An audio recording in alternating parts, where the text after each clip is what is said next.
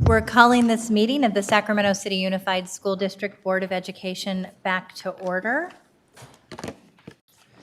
Moving on to item 4.1, the Pledge of Allegiance, which will be led tonight by Secretary Superintendent Aguilar. Please stand. Ready, salute. I pledge allegiance To to the the flag flag of the United States of America, and to the republic for which it stands, one nation, under God, indivisible, with liberty and justice for all. Thank you. Item 4.2, the broadcast statement, which will be read tonight by student member Ang Olson. Before she reads the broadcast statement, we want to take an opportunity to warmly welcome our student board member Ang Olson. This is a new role for her, and this is her first board meeting. And I have to tell you, our student board members are incredibly hardworking, being here long hours throughout the course of the year. We are grateful for her service, and if you'll please join me in giving her a warm round of applause and welcome.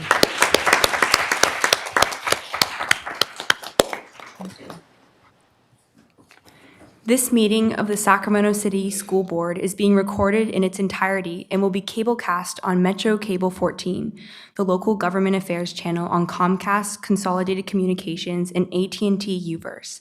Today's meeting will air Sunday, August 4th at 9:00 p.m. and Wednesday, August 7th at 11:00 a.m.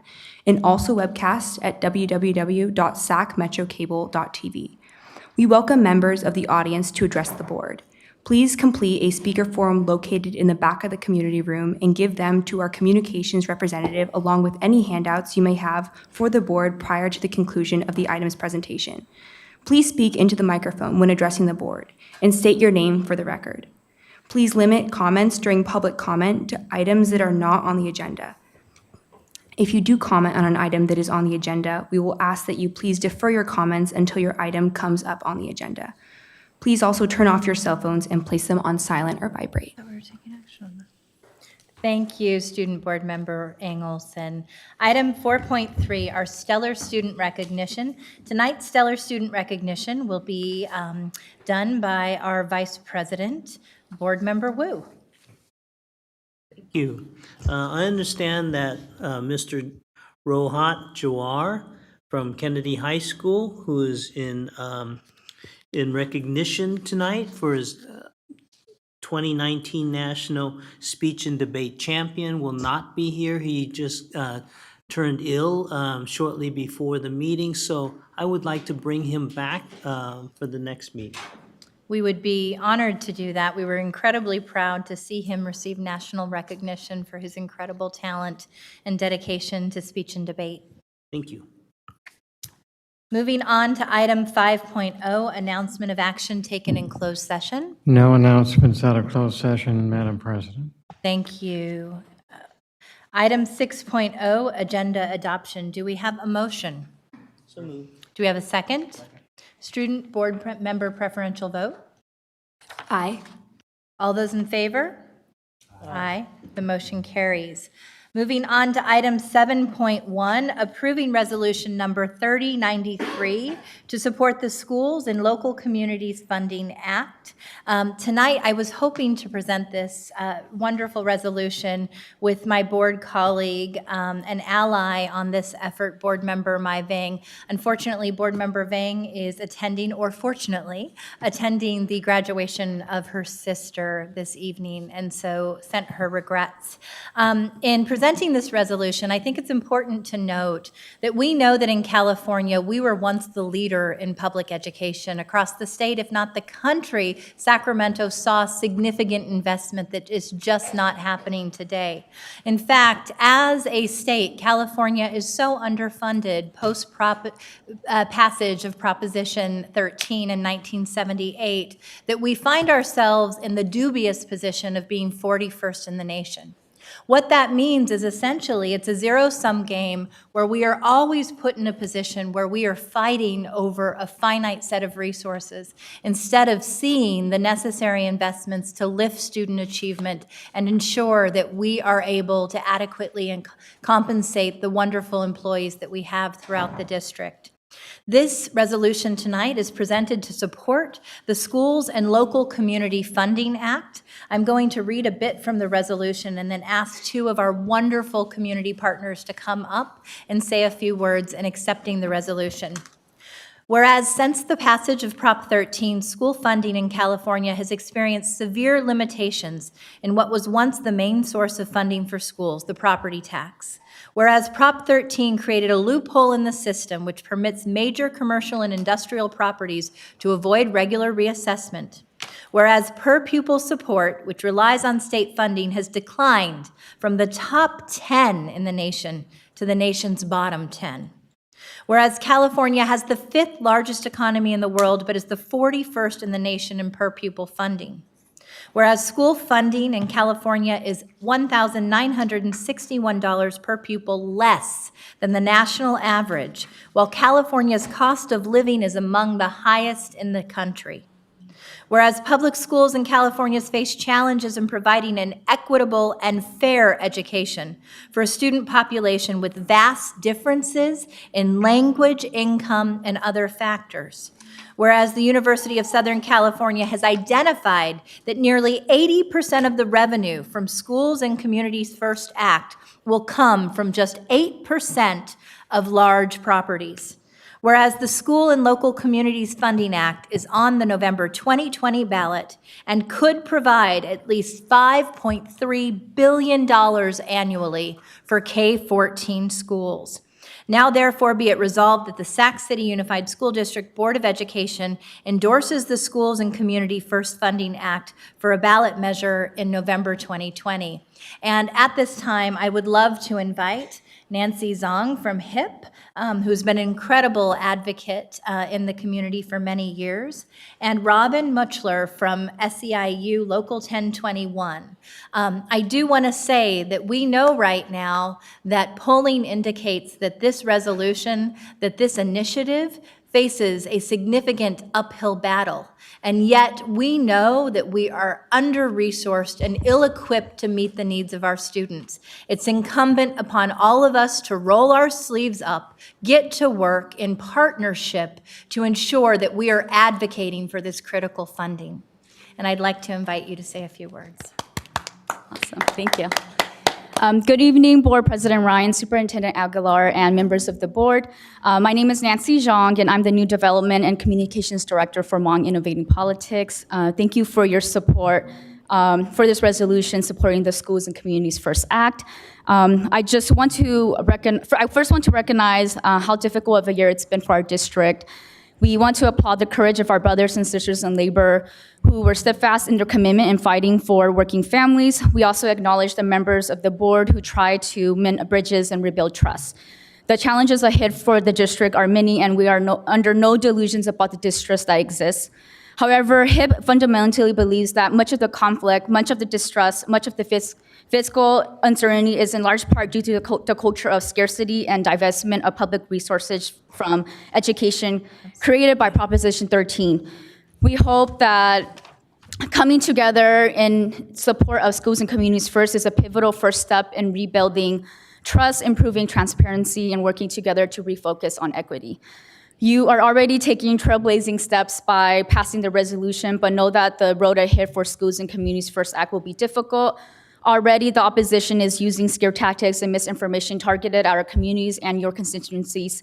We need your help to continue to educate parents and your constituencies about the devastating impact of Prop 13 has had on our schools. We urge you to join us as we canvass all parts of the districts to raise awareness and encourage voters to support the upcoming proposition. And finally, we ask that you join us in being visible and vocal in your support of Schools and Communities First. We look forward to collaborating with you on this generation-defining pursuit. Thank you. Thank you so much, Nancy. Please, Robin. My name is Robin Muchler, and I'm here representing SEIU Local 10-1, all of our classified members here in the school district. I do have a handout if I can give it to Ms. Morawski and have it passed down. And Anne isn't setting the clock.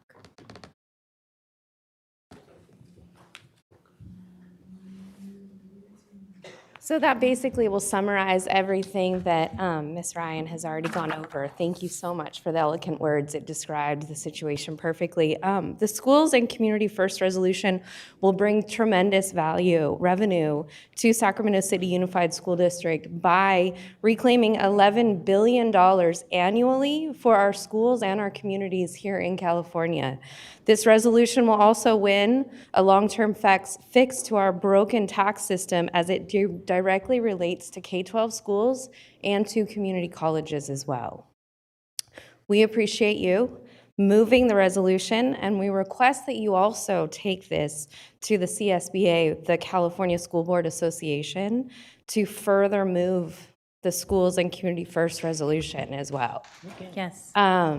SEIU just really appreciates what you're doing. We support this initiative, and again, thank you for your time. Thank you. Do we have any public comments on this item? We have no additional public comment. Okay, I'm going to come down and present you with the resolution. We'll take a vote when we come back up. Or actually, let's go ahead. We'll take a motion to adopt the resolution. We have a second? Okay, all, student preferential vote? Aye. All those in favor? Aye. The motion carries.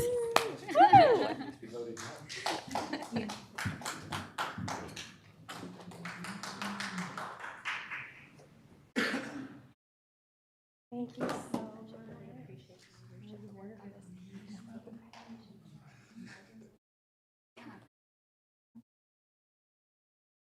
Can I stand in the middle? Sure. Yeah.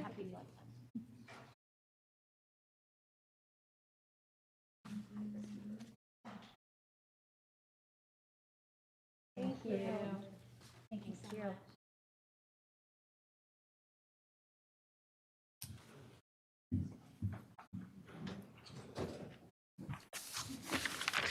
And as we close this out and move on to the next item, I also want to thank John Shabam and Ian Arnold for being strong advocates and bringing this to us many months ago as an opportunity not just to secure additional resources for our kids, but to build with our labor partners across the region so that we were together receiving the resources necessary to adequately fund public education.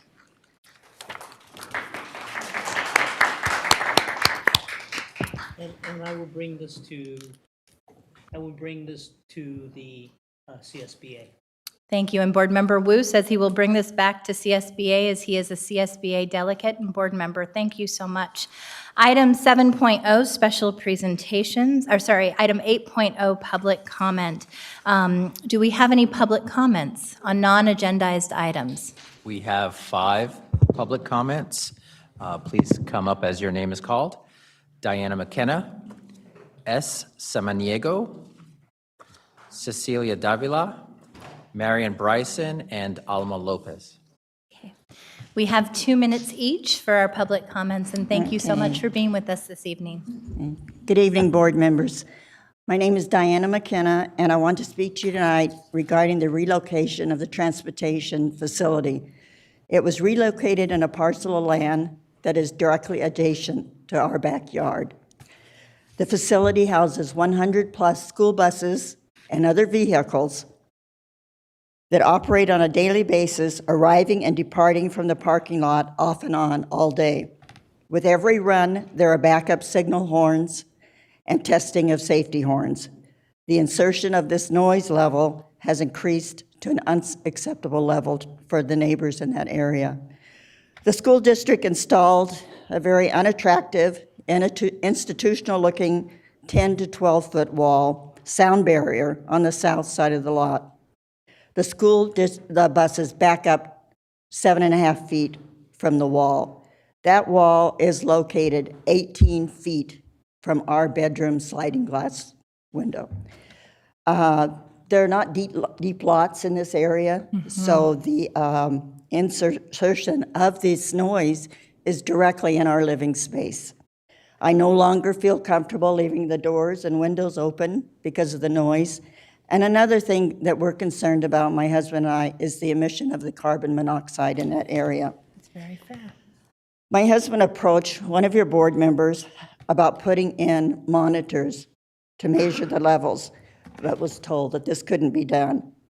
It was brought to our attention at the last meeting we had with some of the neighbors that the mitigated negative declaration that was submitted before the board, before this project began, has not been met.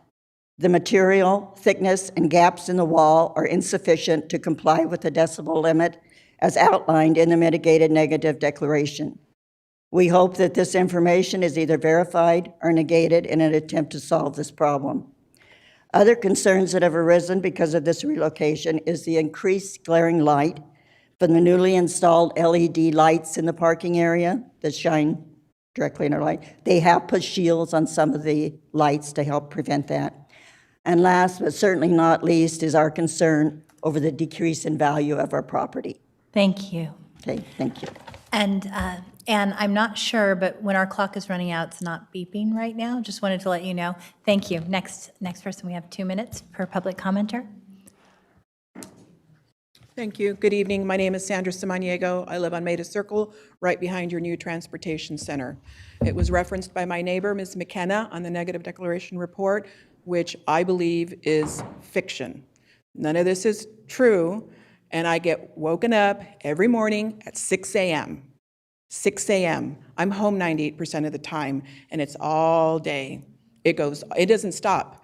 I have honking, I have the alarms, and is that enough? No. You put in a PA system into the administration building, and then you have a machine shop. So I get grinding now. So I get grinding, I get honking, I get beeping, I get alarms.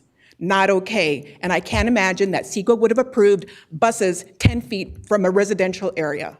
I am not happy. I've expressed that to many of your board members, Mr. Browning, who has been helpful, but he's done, I think, enough as he can. So I'm asking you to cease on the reverse beeping, which the CHP that you researched that they said is okay not to do. So did your insurance. So please stop with the reverse beeping already and attenuate the wall. Thank you.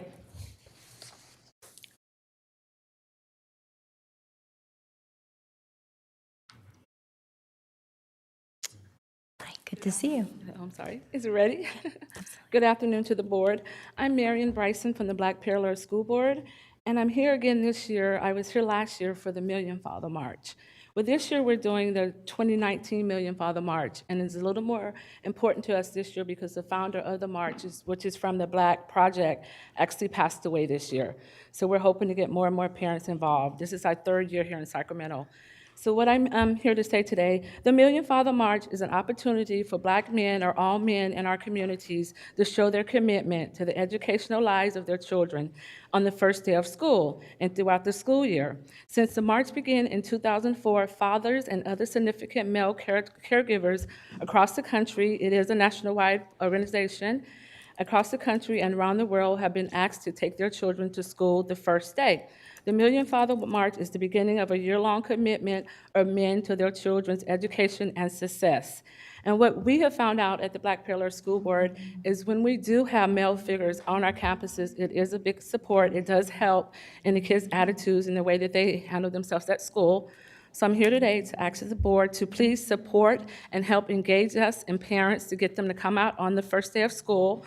We're not asking for much. We're just asking that all the men take one child to school that day, call us to register with us so that we can get a count and keep their name and kind of keep track of what we're doing and what we're helping with.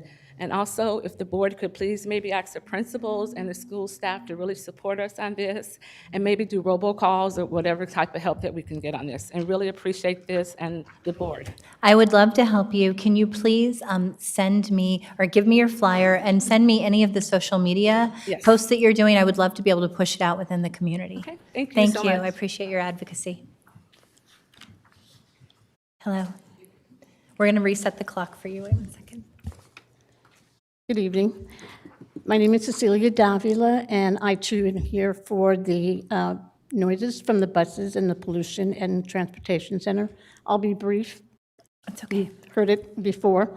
But the noise, this is incessant honking every morning, starting at 5:30, 6 o'clock, 6:30, and it just goes on and on.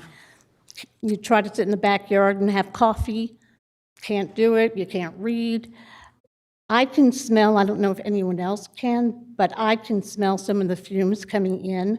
I'm right behind it. And then it starts again around 4 or 4:30. It's just this constant noise. Can't have guests in my home. I invite people for dinner. We usually sit in the backyard and have some adult beverages before dinner. Can't even enjoy that any longer. So we all try to be good neighbors, and that's all we're asking from the school district, is to fix it. Thank you. Find some way to fix it. Thank you very much, and I know we're working on that, and thank you all for coming out and sharing this tonight. Buenas tardes, And can superintendente, you reset, sorry, I want to make sure we give you your full time. Reset the clock, great, thank you. miembros de la mesa directiva. My name is Alma Lopez. I'm the statewide coordinator for Brown Issues. And I'm just simply here to state that we had 2 community forums on school safety on July 17th, one at Burbank High School and one in the community. And I'm just here to just continue pushing the message for redefining safety for our students. And I appreciate that we're going to have this conversation on August 15th. But one thing that I want to state was a conversation that keeps coming with our students and our parents is the need for caring adults. And I think oftentimes for a lot of us, we have a caring adult in our lives who believed in us and saw our talents and our gifts before we believed in ourselves. And why I say that is because I also learned that Burbank High School and McClatchy High School lost their parent advisor due to the budget cuts. But those are the things and the positions that really matter. The people who make our students safe, the people who they go to for any type of issues that are happening at home or in the communities. And I look forward to seeing also more investments in these positions because this is what safety looks like for our community, especially when it comes to folks being bilingual in the school campus, who not only our students go to, our English learners go to, but our parents as well. And so I just want to bring this up because that's one of the reasons why I'm here, because I had a caring adult in high school who believed in me, and I also know that that's the case for a lot of our students currently. So I look forward to this conversation on August 15th. Thank you. Thank you.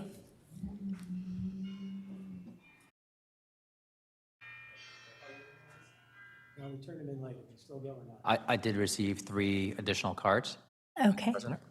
One from Veronique Hanna, from Mike Zara, and Jason Wiener. okay. And we have 2 minutes each, and we're resetting the clock. Yeah, I'm Mike Zara, and I live on Maida Circle, and there's nothing more I can say than what's already been said, just the fact that it's disrupting lives. The quality of life is going down quick with this. Something needs to get done, and, I'm not sure what it is, but there's been a lot of talk. I haven't seen any action yet, so I would just appreciate if something can get done and as soon as possible. Thank you.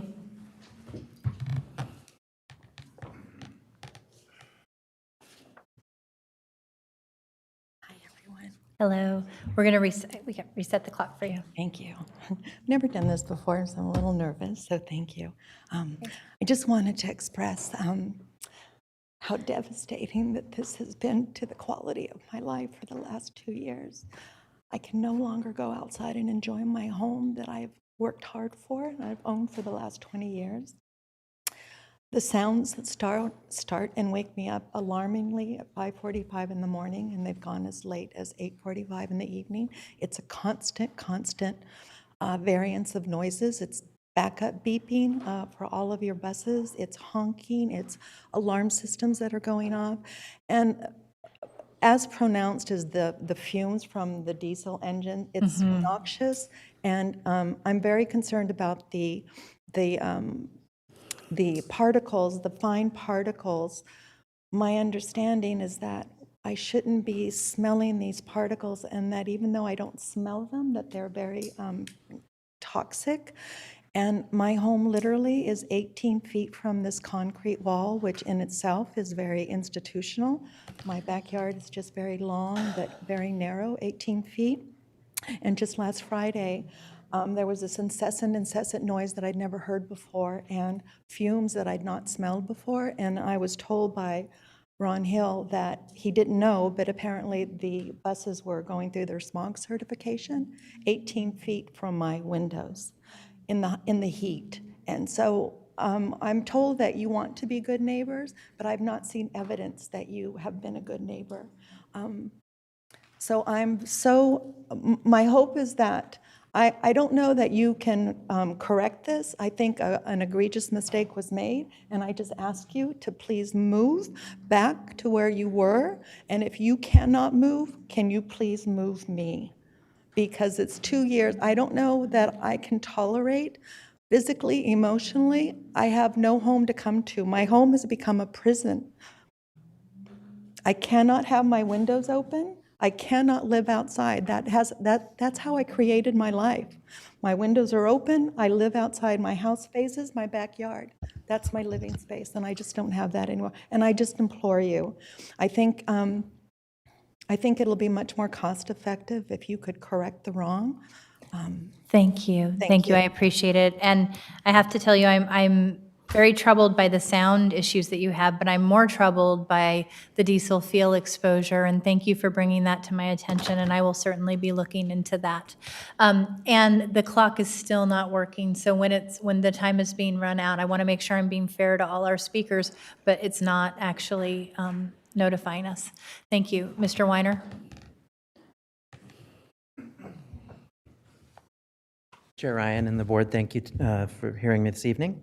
As Alma said, we wanted to make sure to report out because we held, a coalition of community groups held 2 forums on July 17th in response to the ending of the contract of school resource officers and the opportunity to redefine school safety. And while we'll share in more depth over the next couple of weeks and at the meeting on the 15th, we did want to make sure to present some of the things we heard, the themes on that night. And really, some of those themes are, just very quickly, that our systems are not really designed to support many of the students and families in the ways that they need around safety and school climate. And additionally, that campuses are often not welcoming and connected to students and families in the community. But what did these folks say? You know, we had maybe 50 people show up for the evening forum. We had a number of students and a principal show up for the lunchtime forum. What did they say that the district should be investing in? One, as Alma said, was more trusted adults on campus, especially those who really understand students' life experiences. That is the most effective way to keep students safe and supported on campus and forestall and prevent any incidents. More adults and youth that have the training and skills to support and counsel students that they encounter. And that's all staff at a school site, not just counselors, but certainly adding counselors, social workers, mental health workers.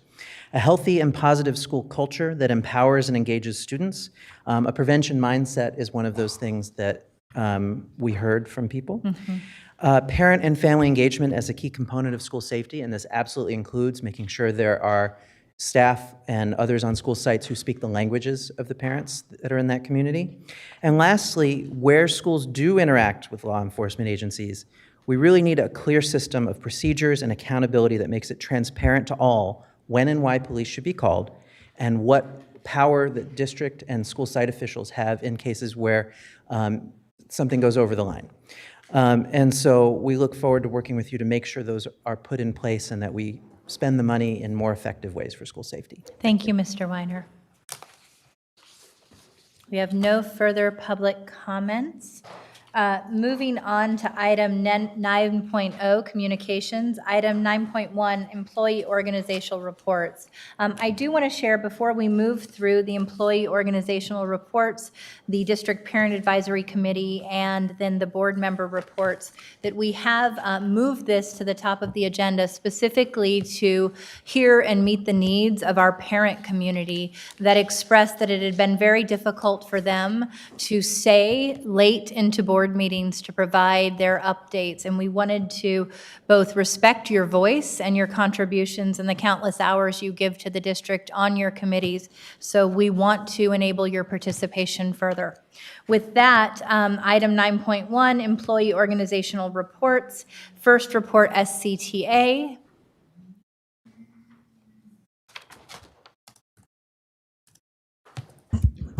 Good And evening. we're going to go sorry, our clock's still not working. Okay. Okay. Go ahead.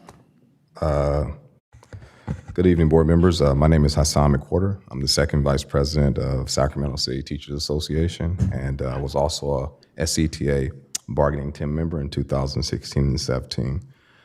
It's been exactly 626 days since Superintendent Aguilar signed the tentative agreement at Mayor Steinberg's house, and 593 days since this school board unanimously approved our contract. It still has not been fully implemented. After refusing to abide by the provision that restructured our salary schedule, the district backtracked on that agreement, then took the unprecedented step of suing its own teachers to try unsuccessfully to stop the arbitration. The lawsuit was a total failure, and the arbitration was a total victory for SCTA. We estimate the district wasted at least $250,000 of taxpayers' dollars. To date, the district has refused to turn over the documentation that would allow us to see exactly how much money the district wasted. It was worth noting that today that we received a check from the district reimbursing us for our court costs and responding to the district's frivolous lawsuit. Unfortunately, that has not been the end of it. Despite an ironclad agreement regarding the use of health plan savings to truly bring about equity, access, and social justice, by using those savings to increase services to our students, including lowering class sizes and an increased number of school nurses, psychologists, counselors, and other professional staff, the districts acts like no such agreement exists and grossly exaggerated a fiscal crisis to try to subvert the contract and hide the reckless fiscal mismanagement. Despite PERB issuing a complaint against the district regarding its refusal to honor the health plan provision, the district is dragging its feet on agreeing to expedite the matter before an arbitrator. Why? Because anyone who understands collective bargaining agreements know that district is holding a losing hand. Rather than improve services to students, the district would rather give millions of tax dollars to a for-profit insurance company, HealthNet. Rather than honor our fully enforceable collective bargaining agreement, the district launched a propaganda campaign against its own teachers, a campaign that has been exposed in the recently disclosed emails. How do Superintendent Aguilar and Board President Ryan, the two leaders of the district who promised time and time again to operate in an open and transparent manner, justify their decision to keep the emails from FICMAC's Mike Frine from the public and even full school board? How does Superintendent Aguilar explain confirming in writing to Dave Gordon the fact that the district forgot to count at least 730 students, which was an $8 million per year mistake on April 1st, 2019, but refused to disclose it for another 6 weeks, including during the layoff hearing where district staff may have provided false testimony, and only then burying it in a nearly 200-page document? How is it Thank that you. even after it was Your pointed time is out up. to many of you in February and March, not one of you thought to question why Thank the you. district was projecting to lose 1,071 Thank students you very much. in Your time is up. 2019-20, when for the previous 3 years, the average decline in enrollment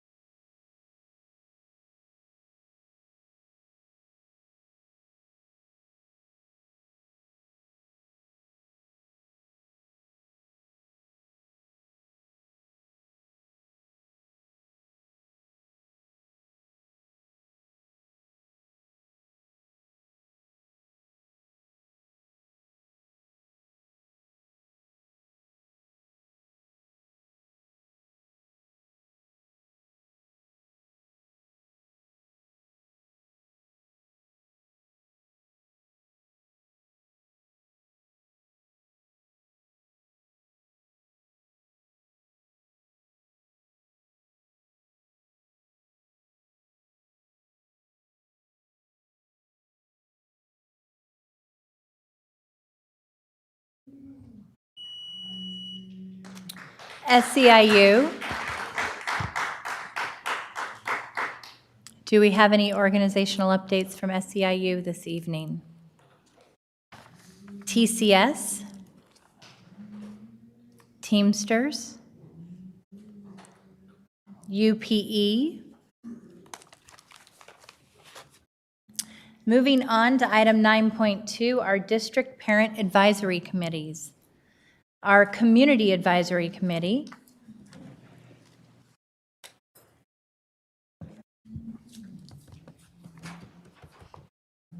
As Kenya makes her way up here, I want to thank her for sitting in on our chief academic officer position interviews. I also want to thank you for the request you made for the CAC support. I know that we are working on that, and you were also one of the voices that led to us adjusting the agenda to better facilitate your participation, so thank you. Thank you so much. I just want to personally thank the board for changing the time for the CAC to report. It is a burden that's been lifted off of many of the community members like DLAC and of course LCAP. So I thank you personally from the bottom of my heart. I also want to, so as the CAC chair, I would like to personally thank Dr. Taylor and Director Bryant for inviting me to be a part of, well, the CAC to be a part of the MTSS conference in Long Beach. It was very informative, and I am waiting to share information with you from as the CAC chair and as from a parent's perspective. So I look forward to that. Nothing to report right now from the CAC. We just look forward to our first meeting, which will be September 24th. We invite all the board members to attend. We've changed the format of our meetings. In the first hour, the meetings will take place. It's called Parent to Parent. It is an opportunity for parents to actually interact with other parents who have children with special needs, and for us to get to know each other. And topics will vary on during each meeting. And then the second portion of the meeting, the second hour, is when the business portion of our meeting will take place. So topics like LCAP, curriculum review. So again, we invite all board members to attend that first meeting on September 24th. Thank you very much, and I saw it posted also on social media, and I'll make sure to help share the word as well. Our District English Learner Advisory Committee, do we have a representative from DLAC here tonight? No? Our Local Control Accountability Plan / Parent Advisory Committee, do we have a representative here tonight?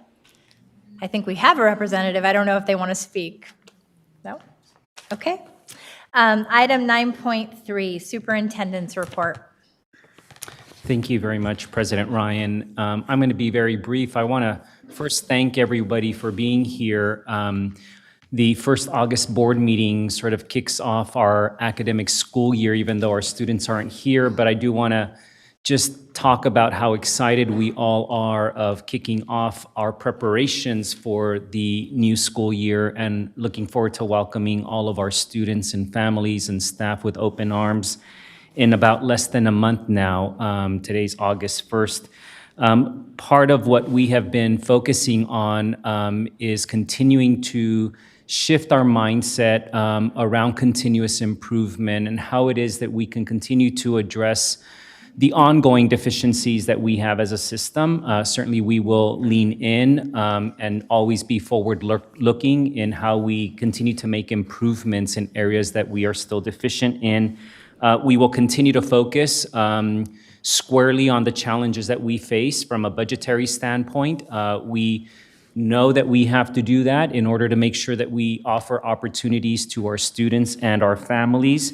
But at the same time, I think it's important that we balance our efforts, our time, our energy around those issues with the need to focus on increasing student achievement across the district as well, and focusing on striving to become a high-poverty, high-performing school district, and I think Sac City can do that. It's in the middle of the summer, and you can see already that we have parents here and other stakeholders who want to partner with us, who want to provide feedback and give us ideas And I believe that we have a staff and certainly a Board of Education that has adopted that mindset of continuous improvement, and we look forward to continue to engage with all of our stakeholders. Again, thank you for being here, and I hope that we will continue to see all stakeholders participate and attend our future board meetings. Thank you very much. Item 9.4. Madam President, Yes. we do have one public comment on this item. Oh, okay, we have a public comment on Alice this Mercer. item. And Alice, if you wait 1 second, we're going to make sure we get the clock working. Okay. I think it is, go ahead. Yeah, Alice Mercer, Hubert Bancroft Elementary. I've got better things to do over here than to be here today. But I'm not hearing anything in that about shortages of teachers over at McClatchy. I'm just talking to a teacher back there. About half the staff's gone over at Rosa Parks. Teachers are leaving. You're not going to be able to educate to the level, we're not going to be a destination district, which was the hope when we negotiated this contract, if we don't have the staff to do it. And this sits squarely at your table. This is a result of the acrimony in labor relations that we've had, the malfeasance that has been practiced over with budgetary and finance issues, and just the dishonest way that you've dealt with teachers. They know this. They're going to other districts. You need to address this. We can't pretend like this isn't happening. And for the teachers who do remain, the question on everybody's mind is, where's our retro pay? Because you've agreed to do this. It took a lot of work to get to this point. We need it. Okay? Thank you. Thank you, Ms. Mercer. Do we have any other public comments on this item? Moving on to item 9.4, the President's Report. So I just want to begin by sharing that my husband reminded me the other day that I have spent 2 months of evenings and weekends away from my children over the course of the last year. And he reminded me that because he said, I hope you understand that what you're doing on the board must make a difference. It must make a difference to upend a system that has for decades failed students who look just like my children. And we have allowed that system to be inequitable by design due to a lack of courage and appetite to have the courageous conversations and make the necessary changes to focus on children. I love our teachers and have many teacher friends throughout the school district, some of whom have come to me and said this ugly and painful rhetoric must stop. And when I looked at my husband and said the sacrifices are worth something, I have said I will be able to look my children in the eyes one day and say, I refuse to accept a system that didn't serve our children. I refuse to accept a system that didn't focus on student achievement as the center of everything we do. Now, I heard that there is too much friction to come together to support a community in schools initiative that would generate billions of dollars to finally ensure that we are not fighting over resources, but have the adequate resources to meet the needs of children and our hardworking teachers and district employees. I reject that. We have every opportunity to change these conditions, and it starts with us. Language matters.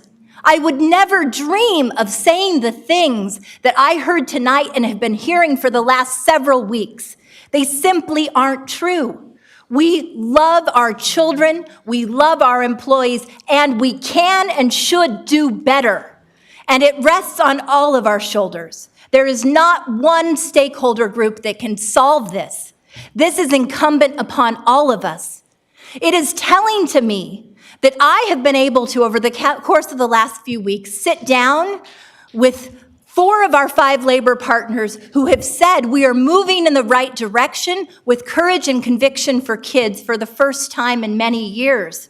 That I've sat down with teachers who have said, I am in pain because of the trauma and the divide. But it can stop right here. We can commit to a compassion campaign where we are in Sac City finally focusing on student achievement. I want to say that lost in all of this rhetoric is the fact that you said to me 2 years ago when I became your board president, and 2 years ago when we found this superintendent, that it was unacceptable that we were behind the rest of the state in high school graduation rates. It was unacceptable that we were failing to meet the college readiness rates for Black and brown students, and that you wanted us to do something about it. Well, for the first time, we have exceeded high school graduation rates and surpassed the statewide average. We have seen college readiness rates grow, particularly for some of our most disenfranchised students, including our Latinx students. And we have finally seen our students at every level begin to improve in their student achievement. This should be the focus of our work. And I'm asking our community tonight, I'm asking our labor partners to put this ugliness aside and do what's right by children. Because you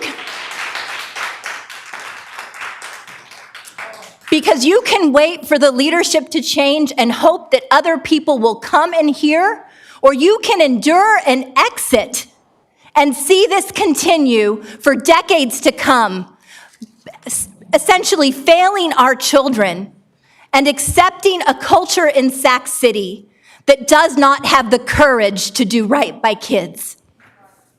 And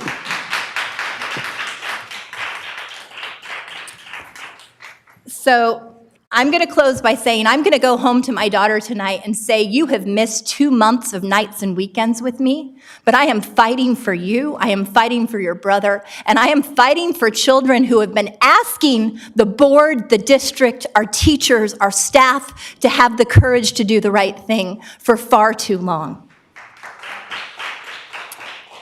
Item 9.5, our student member report, Olivia Ang Olson. Hello. I want to give a brief introduction because this is my first board meeting. My name is Olivia Ang Olson. I'm a senior at McClatchy High School, and I'm very excited to be the 2019 to 2020 student board member. For a number of years now, I've been involved with youth organizations such as the Sacramento Youth Alliance, the Sacramento District Youth Advisory Council, and the California Association of Student Councils. It was with the Association of Student Councils that in the fall of 2018, I worked with fellow high school leaders to create and present a mental health proposal to the California State Board of Education. As someone who is interested and passionate about education policy, I'm both excited and honored to be serving as a student board member for this coming year. I understand that I'm still learning about the roles and responsibilities of board members, but there's one policy I'd like to bring to light tonight, one that has been of concern of my fellow students. In March of 2009, the College Board introduced Scorechoice, a feature that gives students the option to choose the scores they send to colleges.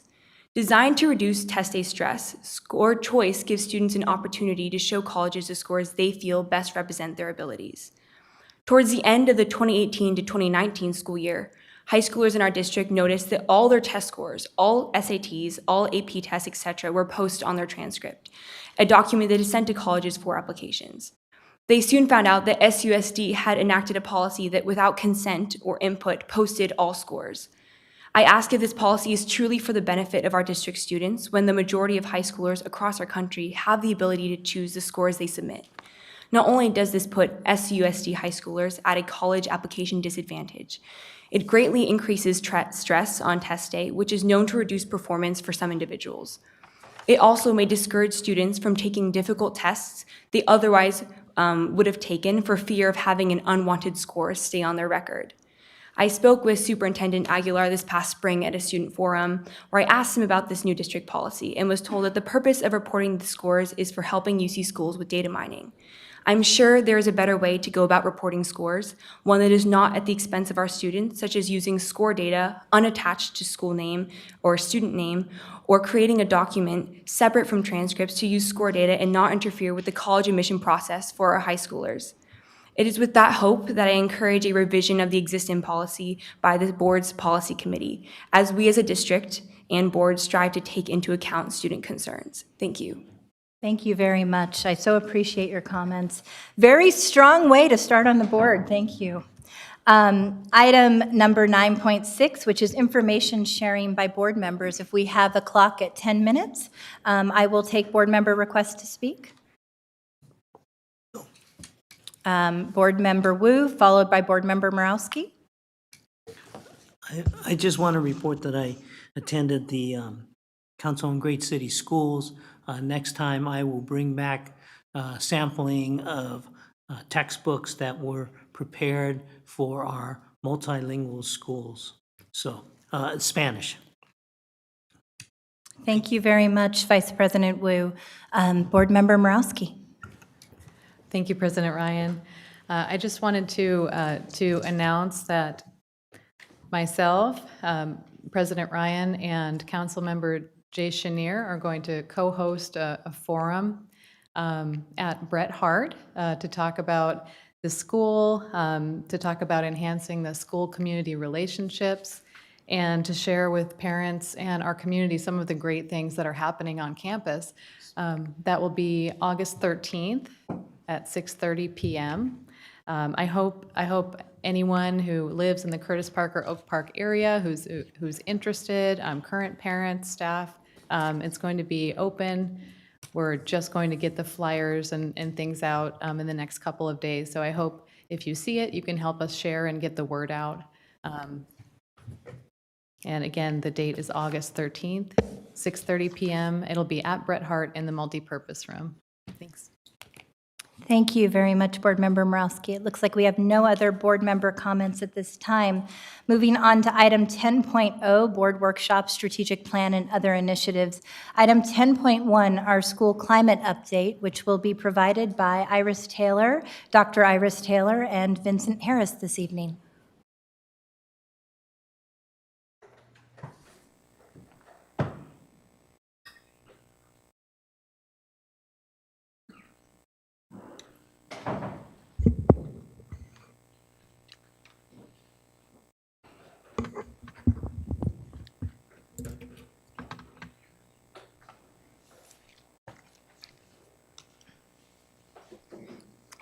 Thank you.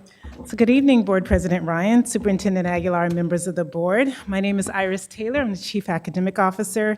And as you see tonight, I am joined by several of my colleagues from various departments to share with you an update on our culture, our school climate and culture initiatives.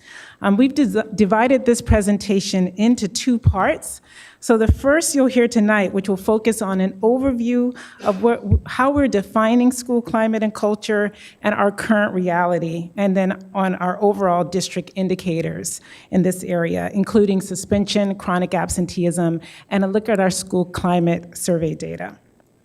Part two, which will feature at our next board meeting, will focus on a deeper dive into specific initiatives to intervene in our culture and climate and to build positive school culture and climate. So just, this is very critical work for the district, and it's not just critical for us as staff, but we have also heard from several of our community partners, our parent advisory groups around the importance of positive school culture and climate, including our graduation task force and our African American task force that have put forth in their recommendations that we focus in this area, our community advisory committee, our DLAC, our LCAP PAC. So this is an important area of work for us as a system. Our guiding principle also points us to the importance of this work. It's our goal as a system that every student in Sac City attends school in an environment that is positive, that is welcoming, that is caring, and that they do this every day.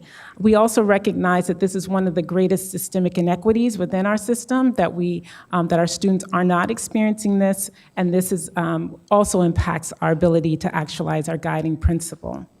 I just want to let you know, we're having some technical difficulties, so we're unable to see the presentation here. We're going to refer to the PowerPoint packet that we have. Thank you. Okay, so I'm going to turn this over to Lee. Slight adjustment. Good morning, Board President, Superintendent Aguilar, board members. Good evening. I promised to get you out of here before the morning. Oh, thank you. Sounds good. So when we talk about school climate, what school climate refers to is the quality or character of school life, essentially the heart and soul of the school, sort of that feeling of you get when you walk into a school. The essence of a school that leads a child, a teacher, an administrator to love going to the school and to look forward to being there every day. A positive school climate helps people feel socially, emotionally, and physically safe in their school. It includes students, parents, and school staffs, the norms, the beliefs, the relationships, the teaching and learning practices, as well as the organizational structure of a school. And according to the National School Climate Council, a sustainable, positive school climate promotes academic and social development. In order to better see what school climate looks like in Sac City, several measures are used. Those are, as you can see, suspension rates, chronic absenteeism rate, the School Climate Survey, California Healthy Kids Survey, empathy interviews, focus groups, as well as academic progress and achievement. Additionally, in order to support cultivating positive school climate, we know that having healthy adults who are socially and emotionally well, who are cultivating a culture of care is critically important. I think I heard that earlier from other members in the community. Adult social emotional well-being in particular affects the outcomes for our students, socially, emotionally, and certainly academically. Essentially, how adults show up in space to engage with each other as well as with our students affects the way they learn as well as how they thrive in their system. With that in mind, we will be launching an Sel Learning Summit starting with our leaders next week on August 6th and 7th. At this Sel Summit, learning will focus on the neuroscience of stress and trauma, research-based strategies for self-care for adults, and ways to deepen connections and build relationships with others in order to strengthen connectedness and belonging for all in the community. The hope is that our leaders will take this learning back to share with their staff as they collectively begin to think about and act upon strengthening the culture of care for all of their staff, students, and communities. Thank you. Thank you very much, Maisie. We appreciate all your incredible work.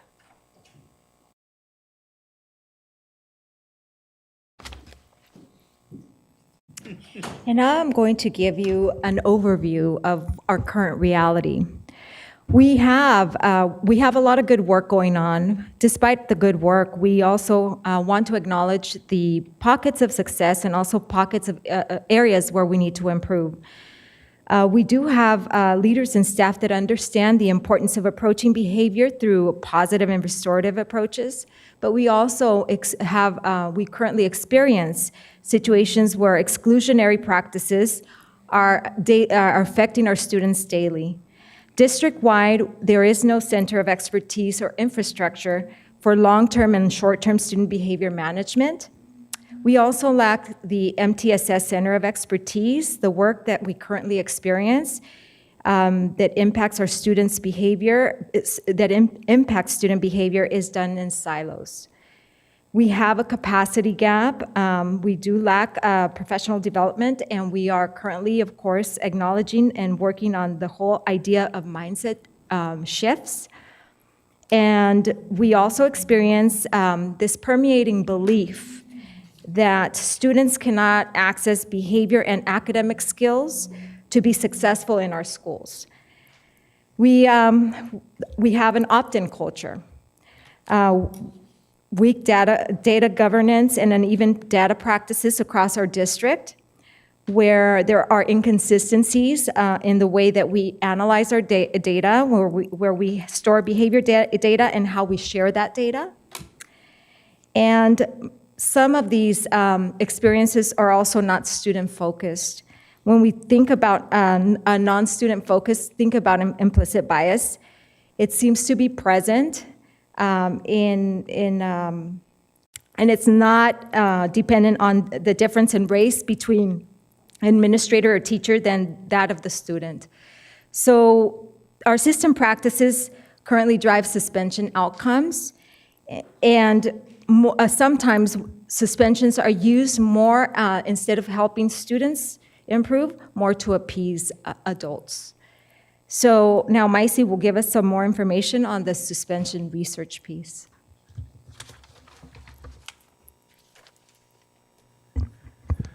Good evening. I'm going to basically extend the conversation around the current reality just to ground us within actual data points as well. Thank you. All right.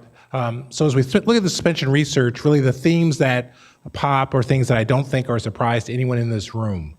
We know that the notion that suspending a student actually has detrimental impacts, whether it be the exclusionary practice of removing a student, and that ultimately, when you remove a student, two things are really manifesting the research. One, the removal doesn't seem to work. It doesn't seem to change the behavior.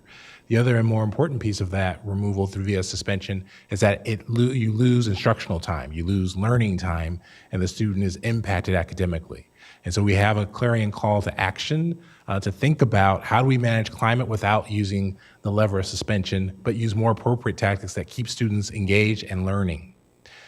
As we look at our data, that also gives us a clarion call for action, because we can see that as we look at the California dashboard, in both suspension and also in chronic absenteeism, we actually are orange. In further context, when you look at our 6.1% suspended at least once, for the state, that number is about 3.5%. We look at our chronic absenteeism rate of 14.6. For the state, that number is about 9%. And so ultimately, as we think about our work in the system, we know that we need to do a better job of getting our handle around how to reduce these numbers, but more importantly, how do we engage with students? The goal isn't just to reduce the numbers, it's increasing our engagement strategies with students so that they're present and able to learn effectively. And as we look at making all student groups visible, you can see here some variation, if you will, in terms of our suspension numbers. We've spoken about this earlier in terms of the gap we face, whether it be academic or in this context, in terms of behavior, and how it's important for us to close and reduce those gaps going forward.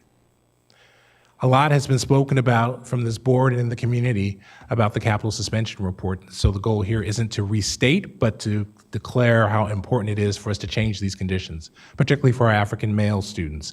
It is worth noting that we've been looking at the data over the school year. Actually, we always have members of the community, Cecile Nunley being one, who have continuously reminded us of the urgency to change these conditions, and we actually are working on that process as we speak. As you look at the capital suspension report, this was also spoken about last year, we have a regional challenge that not only is Sac City, of course, listed number 1, which is wholly unacceptable. We also see the similar districts in our neighboring area, including San Juan, Twin Rivers, also have, and Elk Grove also are called out with the same challenge. So we recognize that this is a deeply rooted challenge for us, both within the context of Sac City and within our region. Chronic absenteeism data, really in a large respect, trends the same way as our suspension data. And so again, it just calls out the importance of what are we doing for all of our students. With that, I'm going to turn the presentation over to Jennifer Kretzman in our attendance office, who will give you some of the sense of the work ahead that we're doing to change these conditions.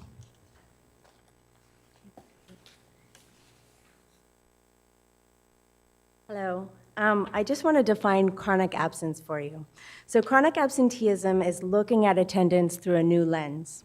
In the past, we have looked at just ADA, average daily attendance, which is the number of enrolled students that show up on any given day. With chronic absence, we're aiming to identify specific students who are missing so much school that they're academically at risk. A student is considered chronically absent when they miss 10% or more of their enrolled school days for any reason. So this is different than in the past. We're looking at absences that are excused for medical reasons, unexcused absences, and even suspensions. If they miss school for 10% or more of their enrolled days, that is now putting their academic success in jeopardy. This equals 2 days a month, so just 2 days a month, or 18 days out of this school year. It's also important that we know and understand why our students are missing school. We understand their barriers, their lack of engagement, the school climate, so that we can better address the reasons that they're chronically absent. Now I'll turn it over to Matt. Good evening, Superintendent and members of the board. So I'm going to introduce our student climate survey, and first of all, answer the question, why do we do a student climate survey? So the student climate survey really gives us the insights and the perceptions from students about how they are feeling around their school site. And it also then allows us to break this down so we can see how are different students experiencing our school sites. So, what do we measure when we do the student climate survey? We measure a variety of things. Sense of safety, that's both physical safety and emotional safety, and also belonging and connectedness.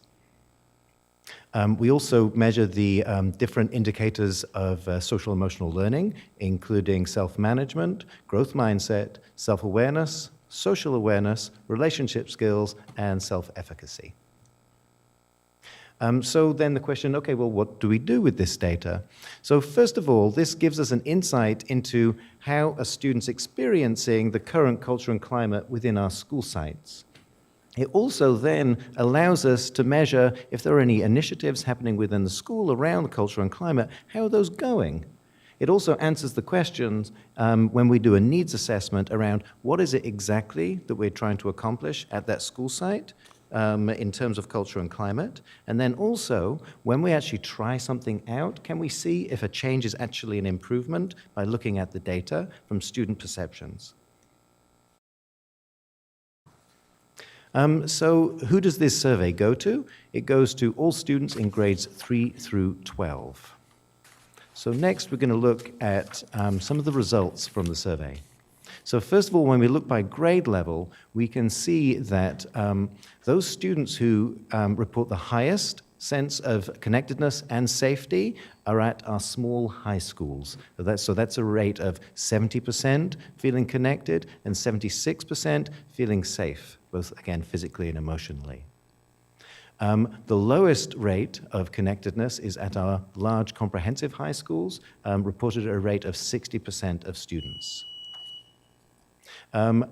Our grade 3 through 6 students actually, worryingly, are reporting the lowest safety at only 61% of our 3 through 6 students reporting a positive sense of safety.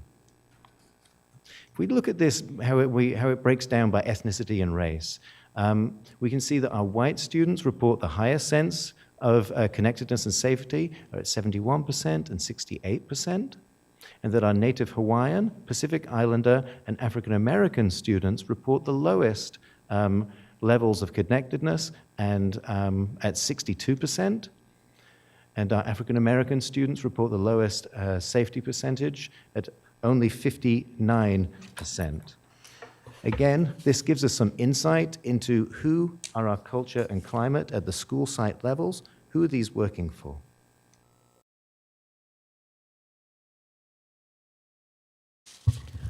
So as I opened with, tonight's presentation is really focused on an overview and just grounding you in what our current reality is. And so I'm going to forecast for you the next upcoming board presentation, which will focus on key initiatives within the system.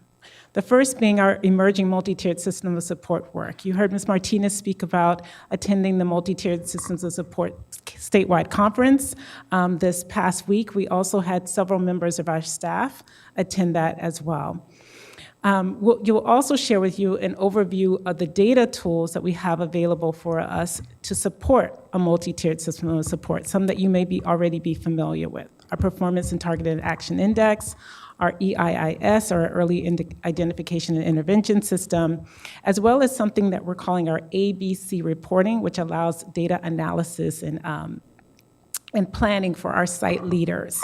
I'd like to just share with you that even as recent as today, during our principals meeting, our principals were introduced to these tools in the areas of chronic absenteeism, suspensions, and as well as suspension and climate and academic performance.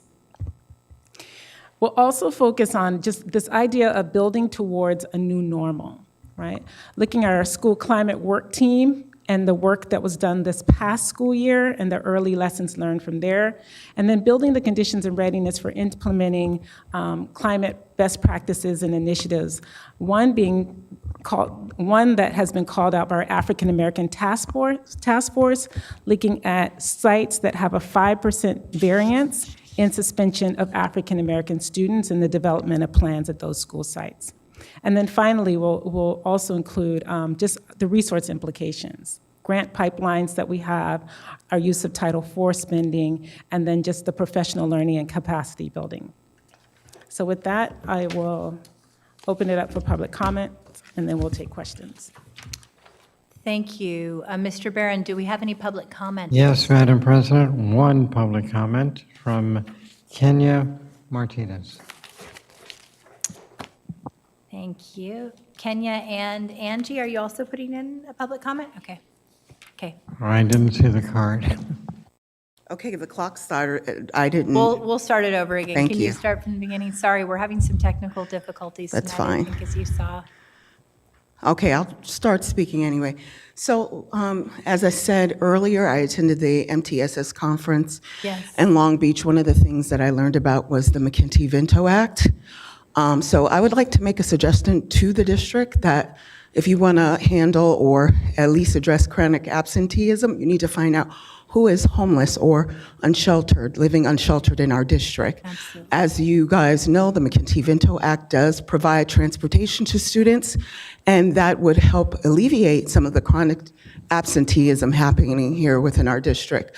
Another suggestion I would like to make is that for any student attending a Title I school, that I believe the district should come up with an alternative plan to get students to their school location. Many students can't afford to get to school.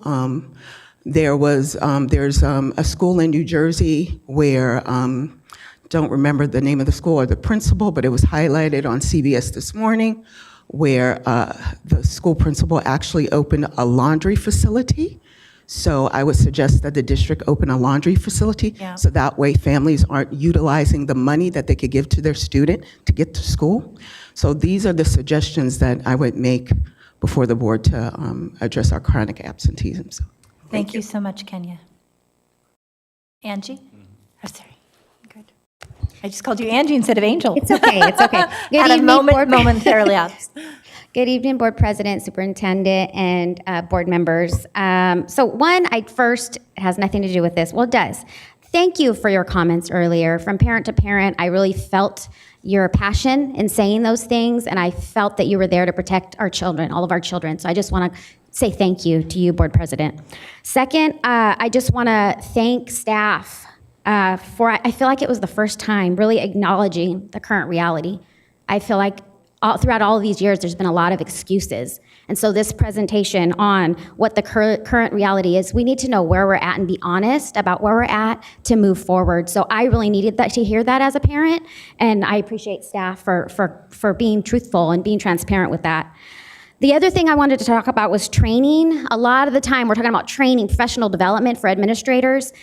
We really need training for folks on the ground. I want to call out campus monitors. I know training's expensive, but the train the trainer model doesn't work. It just doesn't. And so we need to find ways to find professional development opportunities for our campus monitors who are dealing with the students all the time. When I was at the meeting that Black Parallel School Board talked about, Brown Issues talked about, there was a student that said a campus monitor changed her life. A campus monitor got her through her trauma. We forget about those people, but we really need to hold them to high esteem. And with that $1.5 million that we're wondering how to spend it, let's think about things like that.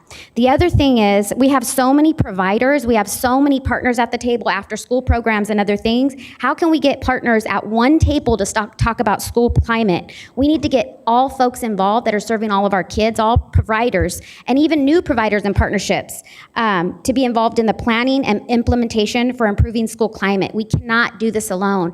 I have lots of ideas for improving school climate, funding strategies, partnership opportunities. I was an intern here at this district before, so I would love to be a part of that, but at least get our providers all on one page. Thank you so much. Thank you for your comments, Angel. Do we have any other public comments on this item? Okay, so we're going to take board member questions and comments at this time. I don't have anyone who's lit up yet, but I do have a couple questions myself. Starting on page 8, I'm so appreciative of the fact that you called out the reality of the Capital of Suspension report and the efforts that we have underway to buck those troubling data trends, including the culmination of our African American Achievement Task Force with some very ambitious goals around how we can change those conditions for Black students. Two things I want to point out. One, the Sacramento City Unified suspension rates in the district being among the worst in the state. We have, as you know, through MISE and some of our other work in the district, instituted restorative practices and tried this idea of transformational practices. And I would like to hear from MISE or others, what is the holdup in ensuring restorative practices are happening at all of our school sites where we know that they are a critical lever of change for ensuring that students have their needs addressed versus being disproportionately disciplined?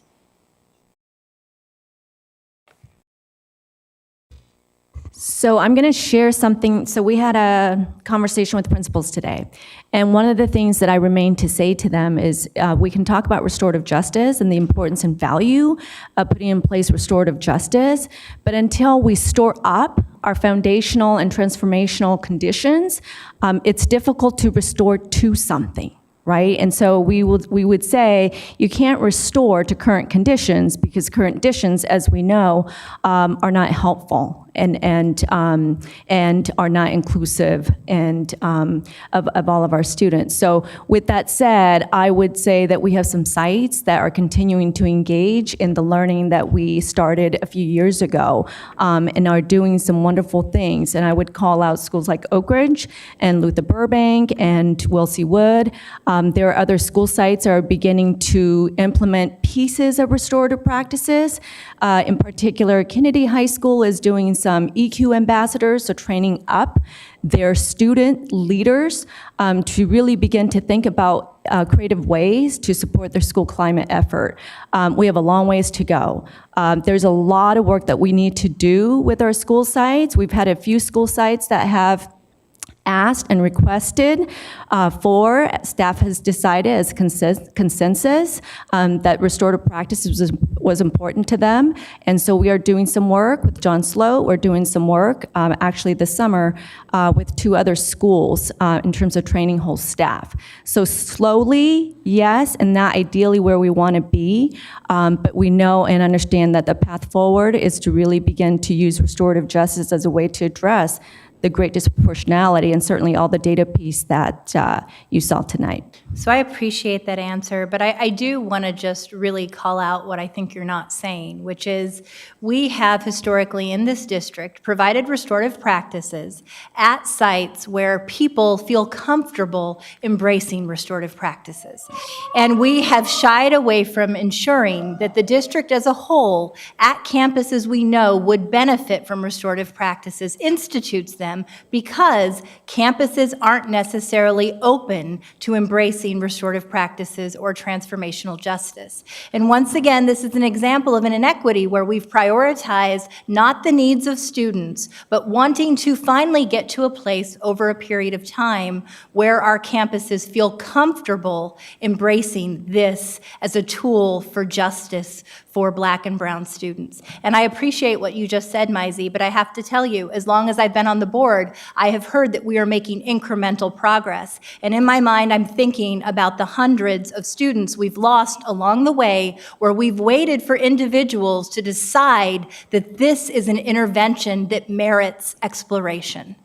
Absolutely. We have a question from Board Member Morowski. Thank you. Well, I think because this is the first part of a two-part series, and I think a lot of the answers and the interventions are coming, I'll hold some of the questions that I would like to explore more deeply next time. But I just wanted to say that this is deeply disturbing data, and commend you for bringing it forward to us to have these important discussions. I know it's not easy to present data that is not reflecting well.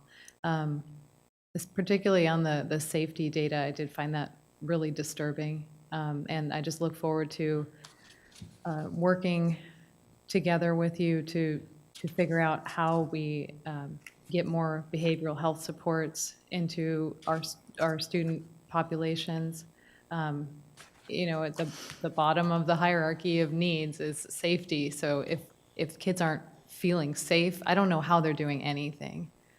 So really look forward to continuing this dialogue. Thank you. Thank you for your excellent points, Board Member Morowski. Vice President Wu. Thank you. Thank you. I'm not going to hold back. Under building towards a new normal, are you going to give me a hint on what the bright spot at Kennedy is?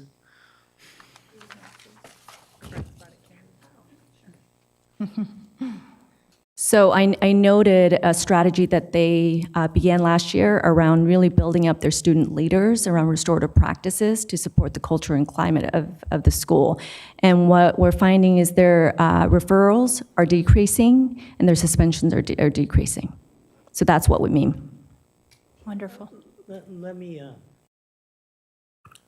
throw out a recommendation, and you might use it, you might not. You might be able to get student leaders out of a non-leader. Just try that out. Thank you. Thank you. Board Member Minnick. Thank you. So first, I want to say thanks for all your work on this. And I really appreciate seeing all of you from different departments working on this together. And this is, I mean, it's very clear that this is something that, impacts all our kids and our entire district. So we're talking about, absenteeism, but we're also, talking about, academics and so much stuff. And so to see you all here presenting this together I feel like is really powerful. I really appreciate a comment that was made, and I'm paraphrasing, but essentially that, we have this tendency to use suspensions and discipline as a way to provide kind of comfort for adults as opposed to the support, to support the needs of our kids, which is absolutely true with a lot of how we do discipline, but it's also true how we do a lot of things. We spend a lot of our time making sure that adults are happy to the detriment of our kids. So I appreciate you putting it out there like that. And I agree with Ms. Garcia, who spoke about the importance of knowing where we're at right now and the current status. And I really appreciate that you're doing this in two segments, because sometimes these presentations come to us and it's like, here's where we're at, here's what we're doing, here's where we're going. And it's a little bit, it's a lot to take in. So I really appreciate being able to kind of take this information have a couple weeks to kind of digest the current situation so I can better understand where we're headed. So, and to have a little bit of a teaser from Dr. Taylor about what we have to look forward to in a couple weeks. And also you mentioned Wilsey Wood and their use of restorative practices. I've seen this in action when they use, restorative circles and these students working together. And it's, it's not rocket science, it's common sense, and it's just about treating each other with respect.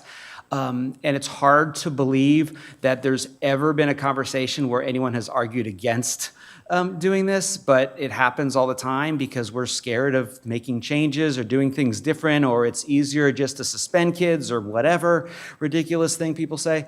So I just appreciate that you're calling out the spots where it's working, because we do have a lot of places that where this respectful way of handling discipline and struggles of our kids really does work. And there's really no excuse that we're not doing this everywhere. So I appreciate it. And I appreciate President Ryan's point that, the folks who are doing this are those who believe in it and are willing to go all in. The hard work is getting those who are so stuck with the status quo to be willing to try something new. So I appreciate that you're making those efforts. So thank you. Thank you. So I want to close out by thanking all of the team for your incredible hard work. I want to really recognize the Be Here campaign and the amazing strides that it has made to lift students and ensure that they are, in fact, in school and not chronically absent, and how that can be life-changing for so many of our students who've lost academic time. I also just want to say, as we move forward with this work, it is incredibly troubling to me, as it was to Member Morawski, to see that our African American community feels the most disconnected, that some of our on-P community feels the most disconnected, because we know if you are disconnected, your likelihood of being academically successful is very small.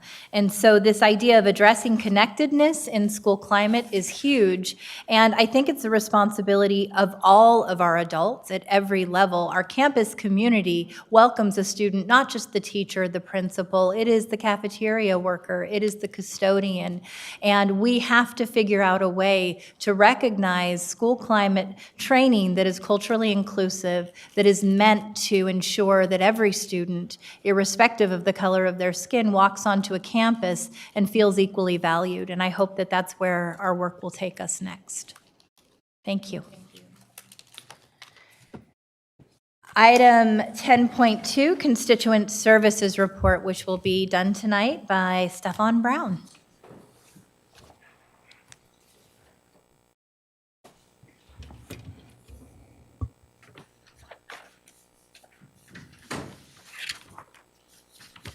President Ryan, members of the board, Mr. Superintendent, 10 months ago I stood before you and presented a newly fashioned constituent service office. We do not have a quorum. Oh, I'm sorry. Okay, we have 4 board members present tonight, and Member Minnick walked away. Member Minnick, I don't know where you are, but if you can please come back to the dais so that we can continue the board meeting. Since this is an informational presentation and there is no action, do we still have to maintain a quorum? You can proceed, but technically, it should always be a quorum, even for information. So you can proceed since there's no action, but technically, a meeting requires a quorum regardless of whether action or not is taken. Okay, So- thank you. So continue, and we will bring Michael in as soon as possible. Very good. Today, with a year's experience behind us, I am able to speak with more clarity about the mission, the value, and the activities of this department. Over the next few minutes, I will present data for the 2018-19 school year. We will briefly discuss some specific events or trends that we see in the office, and also discuss some hotspots that generate a lot of interest. As we go through the data, it's important to note that of the 1,349 cases included, all are not complaints. Some are requests for information, others are constituents seeking guidance on how to best solve an issue. And there are also 2 thank yous. It's important, before I proceed, that I mention the team. Some of them are still off for the summer. Pat Lamar, an ombudsperson, Janet Patullo, an ombudsperson, and Kimberly Petty, an office technician. The mission is very simple. The Constituent Service Office's mission is to guide Sac City parents and community members on the most effective route to address and resolve their concerns. In doing so, we work with practically every school and every department in the district on a daily basis. We are up and running with the department's website, and it generates a lot of activity. Many of the contacts that we have come through the website.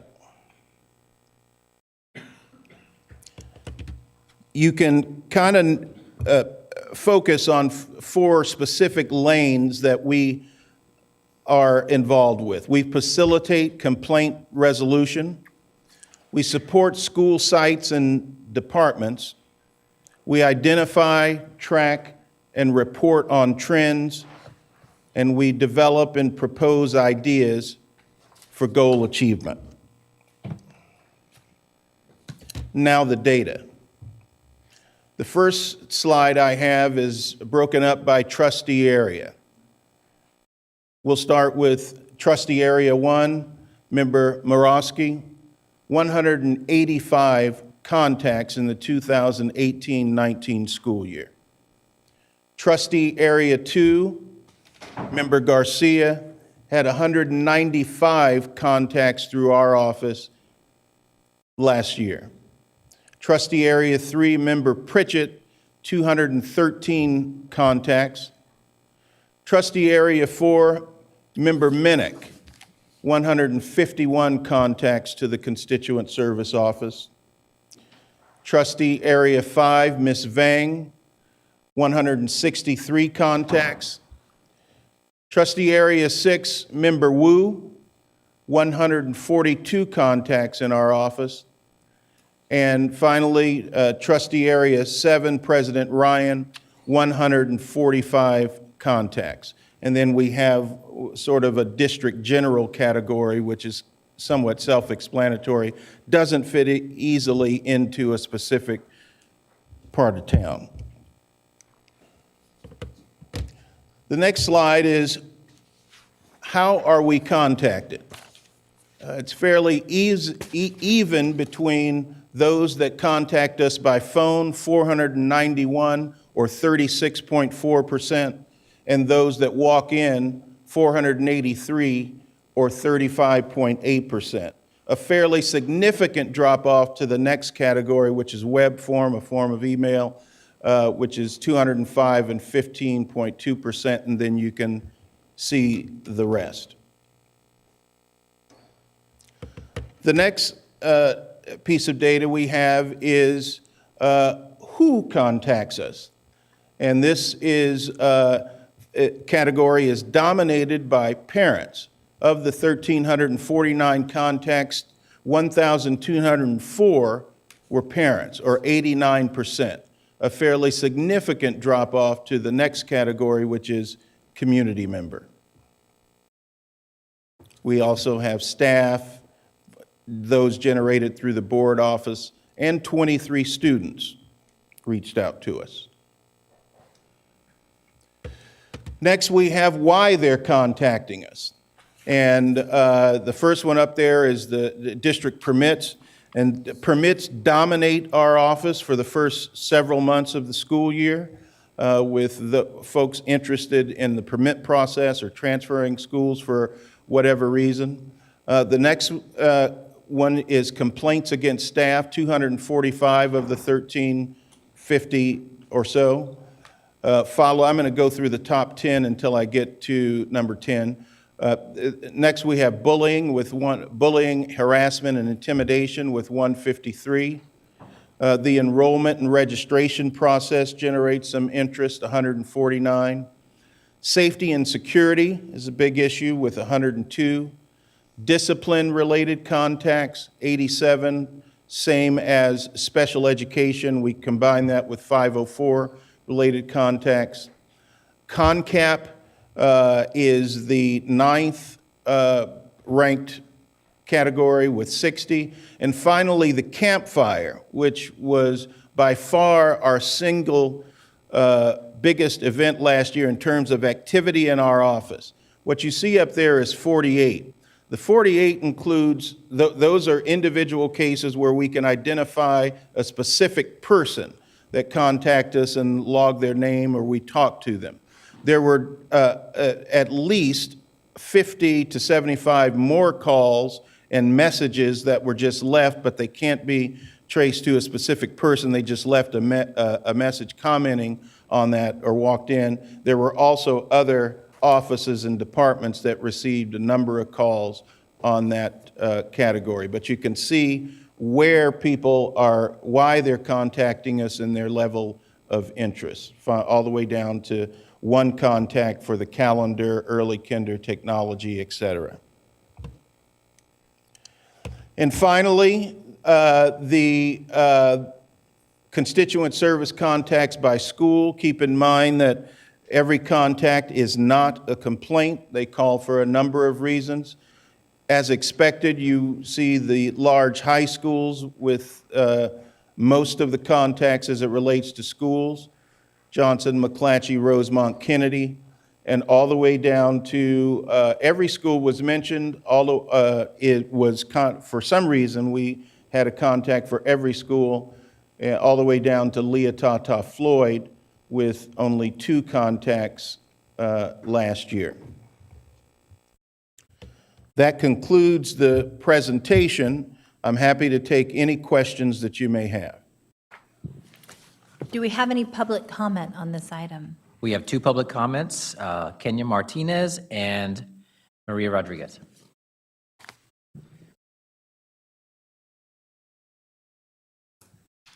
Good evening, board members.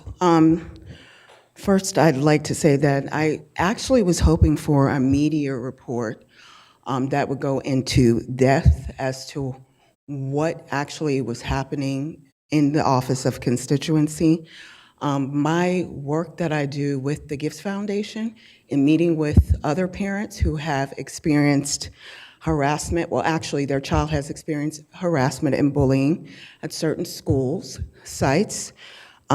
We have heard horror stories about what has happened to them when they've gone to the Office of Constituency. And I would like to see some resolutions as far as what's happening within that office.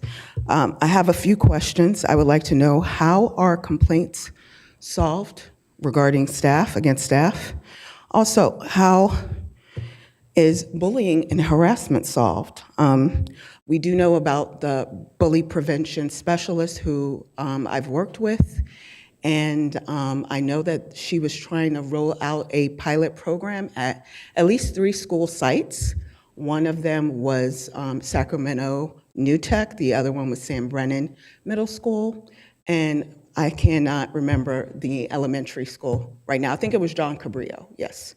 So, but I'd like to point out right now, I know at the district, because I've been coming to board meetings and getting to know everyone, that every school has autonomy, at least the principal has autonomy at their own school site.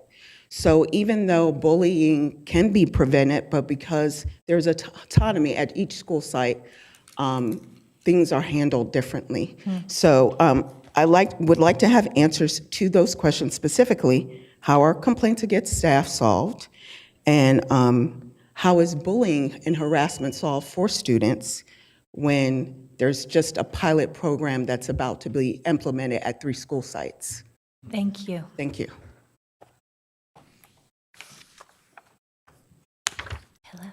Good evening, Board and Superintendent. I'm a 15-year constituent who likes to knit during school board meetings.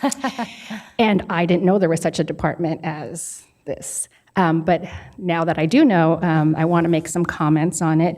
And that is, I appreciate this school board. I've been coming to school board meetings for a long time, and you're the most friendly school board I've ever had to stand in front of. And so one of my concerns is that as when I come up here, oftentimes I'll ask a question and there's no response. And I know that you guys can't respond, but sometimes you do respond and sometimes you don't. There's no response. There was one instance about a couple months ago where I had a question about the budget, particularly is interest on bonds in the operating budget. I handed a very roughly scrambled note to Ms. Canfield, and I asked the board. I didn't get an answer. I actually went onto the SCSD website and asked the question on that format and never got an answer. I talked to Kathy Morrison. She said to talk to Ms. Allen. It's the issue passed. It's not a big deal. But at one time, the school board did have on the website questions asked during the meeting and answers. And I suggest that might be a good thing to do. The other thing has to do with timing. I work really hard to keep my comments to 2 minutes. I always have a lot more to say. And it does bother me that the teachers union representatives often go over their time. I went to speak to them about it because I heard him say, the second vice president say that they are in their contract, they can have 15 minutes. And I said, if that's the case, you should. I found the point, it's section 18.12, and it says that they can have up to 15 minutes. Perhaps if they think they need more time than that, you guys should talk with them about giving them more time, because I think they have a lot to talk about. But it frustrates me that I work really hard. I've worked really hard to limit myself. And when I see other people go over, just so people know, you're not being mean, you're just being fair. And I appreciate that. Thank you very much. I appreciate those comments. And I like the idea of trying to figure out a mechanism for responding to questions. City Council actually does that. They have an opportunity to provide questions online and then responses. I think it's a wonderful goal for building out.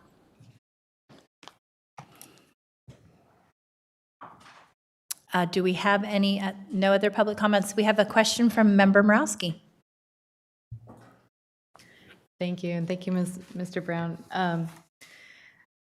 I wanted to ask about the training of the constituent services officer, ombudsman. Is that the correct term for the staff? Ombudsperson. Persons. Yeah, so can you explain, the training that they go through? I mean, there are so many issues, right? And you have to kind of reach out to different departments to find out information and get back to them. So is it really like a liaison, or is it really directing them to the correct place? And the other question I have is the distinction between like actually filing a complaint versus kind of lodging a complaint with constituent services. And so if you could just explain that distinction, how that's communicated to parents. So there's several sort of doors you can enter through with a complaint. One being the Constituent Service Office, which has its own sort of categories that we can deal with. There's also the UCP process, which has very specified categories where you can file a UCP complaint. We do work with the Human Resources Department to sort of decipher through those and figure out where the various complaints should be handled. But most of the categories that you see here, where I indicated dealing with enrollment or discipline or those types of things, for the most part, they come through our office. When it comes to training, I'm the new person in the department. I've been there just 11 months. The ombudspersons that we have been there 22 years and I believe 11 years each. And so I learn from them every day. But it does help to have a well-rounded person in that role that knows how to navigate their way through the district office. They have points of contact at each school. We divide the district up between the two ombudspersons and myself. I have some schools assigned to me. And it certainly helps to understand education, understand how a school works, understand the district office, and who to touch to get something done. So I don't know about specific training, but we are, training ourselves every day. Okay. Thank you. I am concerned about it because, over 1,350 contacts. This is a major way through which individuals are interacting with the district. So I do want to make sure that they're being served well with the accurate information in a timely manner. So is there any other information you can give me about kind of timeliness or kind of satisfaction of people getting resolution to complaints, or is any of that measured? Sure. So the speed with which complaints or cases are solved varies. It actually varies month to month, depending on the volume and how much, volume is a big factor there, because there are slower months. But on average, we're looking at somewhere in the neighborhood of 4 to 5 days per case to resolve it. And some of that's what we know. Some of that is subject to human intervention, whether or not we close it out in time, or if we forget to close a case and therefore it affects your averages. So that's something that we plan on working on certainly in this coming year. Okay. It sounds like that data is being collected then? Yes. In the system? Okay. Great. I would ask that be included in the next report as well. Point well taken. Thank you. Thank you, Mr. Brown. Thank you, Member Morowski, for your questions. Before Member Morowski and Member Garcia joined the board, this was a labor of love of the board as a whole. And I do want to thank Vice President Wu, because Vice President Wu had asked that this be an intentional initiative for many years. He looked at Natomas and their kind of best-in-class recognition for constituent service. He looked at Fresno, also best in class in many ways in their constituent service practices, and we didn't have the leadership in place to implement that until Superintendent Aguilar came, and he came and immediately started putting in place the database necessary, the staffing necessary, and the metrics necessary to be able to be more responsive to our parent community. I agree with Member Morowski. We need to know, based on the ticket, the time to resolution, the resolution, and some deeper details. But given this is less than a year of work, it is remarkable that you've made such gains in establishing this system, and I'm very excited to see what you do in the coming year and years to ensure that we have a systemized approach that recognizes the myriad need of our very diverse and I would say district that has for far too long not had a very clear system to go to when they have concerns or complaints. So this is helpful. Thank you. Thank you. Moving on to item 10.3, approve the submission of a credentialed waiver application to the California Commission on Teacher Credentialing. This will be an informational presentation from Conference to Action presented by Ms. McKern. Good evening, Board President Ryan, Superintendent Aguilar, and members of the board. With me is Tammy Mora, our credential auditor. So I want to just continue to introduce you to staff that's working hard to put things in place as we go. The PowerPoint's working. Thank you. The submission of this credential waiver that we're talking about today will be for current employees. So it's a way for our current employees to stay in their positions, to remain in their positions, but needing a little bit more time to meet some of the requirements. The Ed Code allows for districts to waive a portion of the requirements as I said, to give them an opportunity to complete. The CTC, the Commission on Teacher Credentialing, does require that the waivers go through a public notice process at a regularly scheduled board meeting, and so that's what you're going to hear this evening.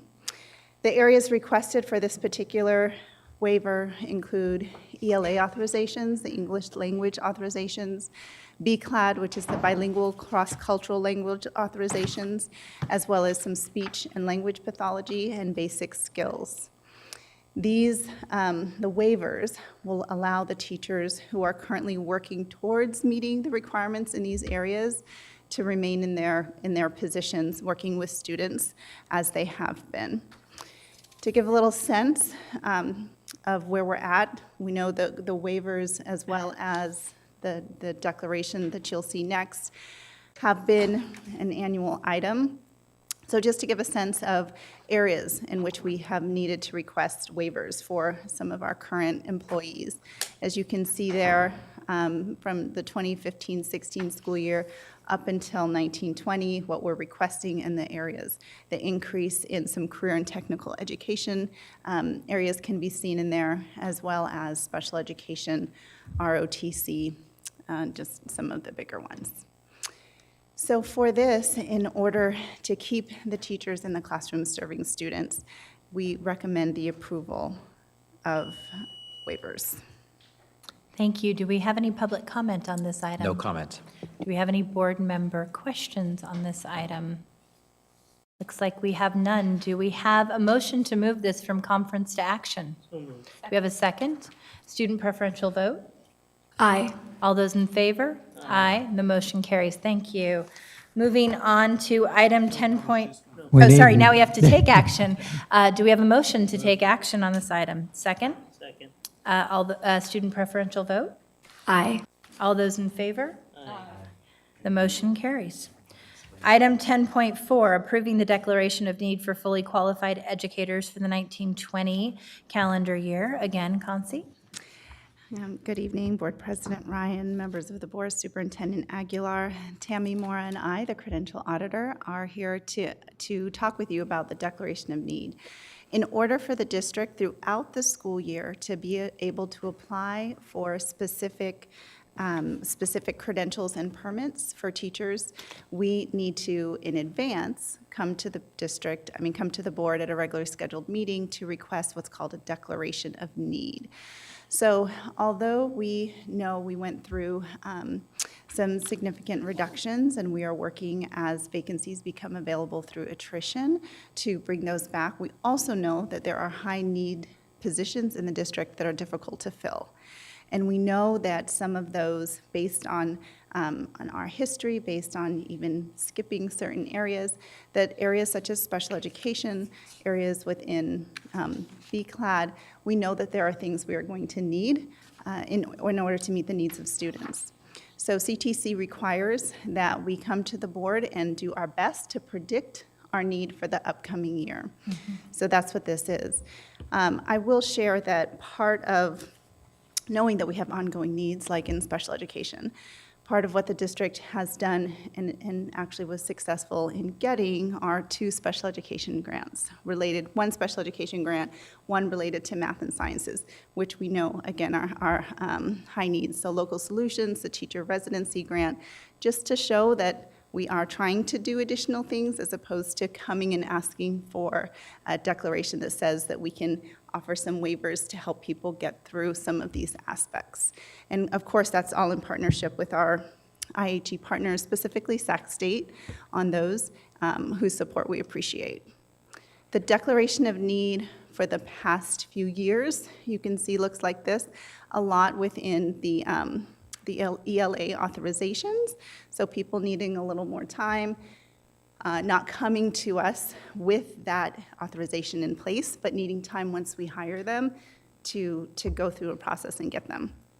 Sometimes that's a one-year process, sometimes that's a multi-year process, and so with that, we're here to, of course, let you know we are continuing to review vacancies that arise from attrition that can be filled from our laid-off teachers, but we are also aware that we will have positions that we are not able to fill as high needs, especially in special education.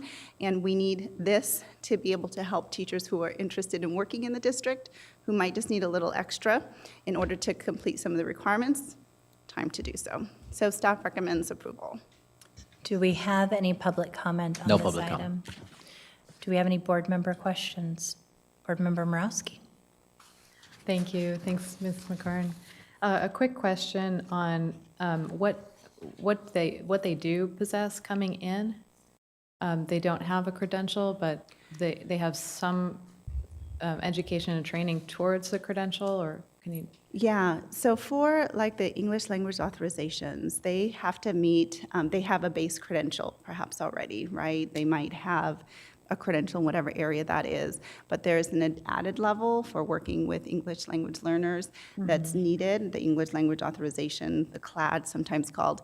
And specifically, if we have employees who perhaps are bilingual and have basic credential in one area, but they're willing to work in one of our bilingual programs, they need this additional level of certification. So we want to help and support them, already a valued employee perhaps, into getting into that area, but they would need something. This allows us to put them in while they work on it without being docked for being misassigned. Oh, okay. And there is some level of accountability for ensuring they become, qualified under the required authorizations. Yeah, some of them have time limits and they have to show progress towards. So one of the things that Tammy does in her role is she's monitoring that. She is sending reminders to people, not only whose credentials may be expiring, but certainly watching those that we have on waivers or that we have through this process to ensure that they're meeting. Because if they're not, then we're not allowed to continue providing that additional time. Okay, thank you. Thank you. Do we have a motion to take this from conference to action? Second, student preferential vote? Aye. All those in favor? Aye. The motion carries. Item, moving to action. Do we have a motion to take action? Second? Second. All those in favor? Aye. Sorry, and I forgot the student preferential vote. Aye. The motion carries. Item 10.5, approve the issuance of the Norcal Trade and Tech Notice of Violations. That will be presented tonight by Dr. Taylor, I believe. Will actually be presented by Raul Bozio. Okay. And he'll be joined by Ed Sklar from Lozano Smith. And we have no one here tonight from Norcal Trade and Tech to respond? Okay, thank you. Thank you, Dr. Taylor. Good evening, President Ryan, Board of Education, Superintendent Aguilar. I am Raul Bosio, in-house counsel, and here with me is Ed Sklar, our charter counsel, specialist in charter school. Let's see. Okay, we've got our PowerPoint. We're here to discuss the issuance of Norcal Trade and Tech, a notice of violations. We'll briefly discuss the history of this charter school, the driving governance, the identification of the violations, and next steps. The district approved the charter school in January of 2018 for a term of 5 years, beginning July 1, 2018, expiring June 30, 2023. Norcal seeks to serve adult students over 18 years old and high school students under the provisions of the Workforce Innovation Opportunity Act, the WIOA program. Ed Code Section 47607C provides that the authorizing entity may revoke the charter of the charter school if it finds, through a showing of substantial evidence, that the charter school either committed material violations, failed to meet or pursue any of the pupil outcomes identified in the charter, failed to meet generally accepted accounting principles, or engaged in fiscal mismanagement, and or violated any other provision of law.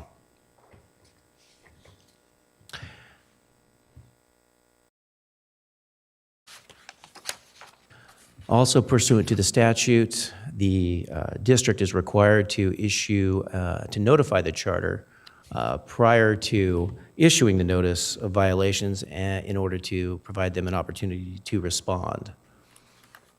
Norcal Trade and Tech was provided their notification of the notices on July 26th, so last Friday. And that was more than the 72-hour requirement under the code.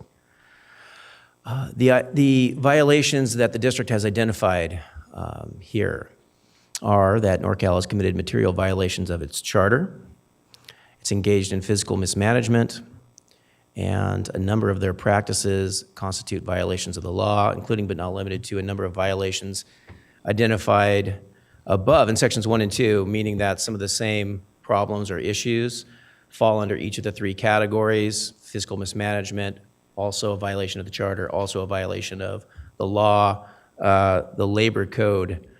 Specifically, just to give you a brief overview of some of these particulars, and then I'll turn it over to Ed to get into any more detail and answer any more questions.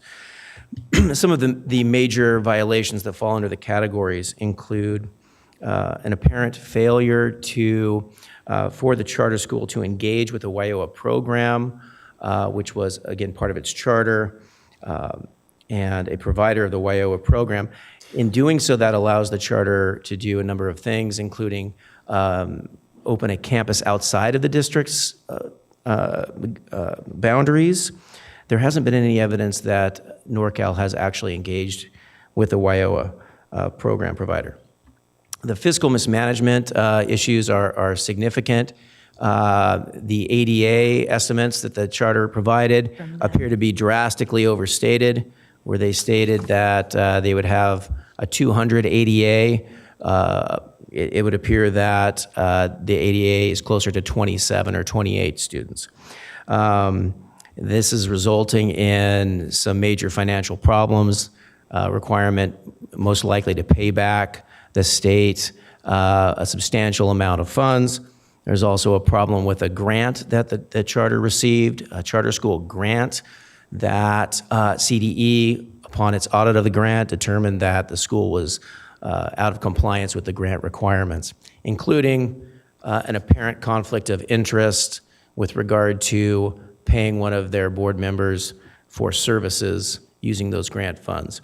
Again, that's one of the noticed violations that falls under various categories: violation of the law, conflict of interest, fiscal mismanagement, not complying with their grant requirements, and the like. And lastly, again, another fiscal issue is that due to these problems with ADA and the like, they've fallen behind significantly on their payroll, and their CalSTRS reporting requirements are drastically behind.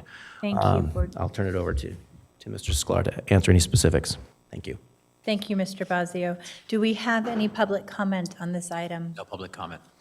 Okay, it looks like we have a couple board member comments and questions. Board Member Pritchett. Thank you, President Ryan. This is very disappointing. I was, maybe for Raul and for you, can you, it wasn't too long ago, can you remind me when we approved this charter? It was January 18th, 2018. Yeah, so it About a year wasn't and a too half, long ago. yeah. So can you tell us a little bit about like what the process is? Like once we approved the charter, did we work with them closely? How did we come up upon these violations? Well, I'll turn it over to Ed to talk about. He has probably more of the history of our former charter director, Mr. Kramer, who was working closely with the charter. Okay. Hi, I'm Ed Sklar, and I'm charter school counsel for this board. Obviously, Jack Kramer, the former charter overseer, would have the most intimate knowledge in regard to the work he did with Norcal. But Jack had kept me apprised, or Mr. Kramer kept me apprised as to his and staff's oversight of the charter school throughout the 1 year that they've been in operation.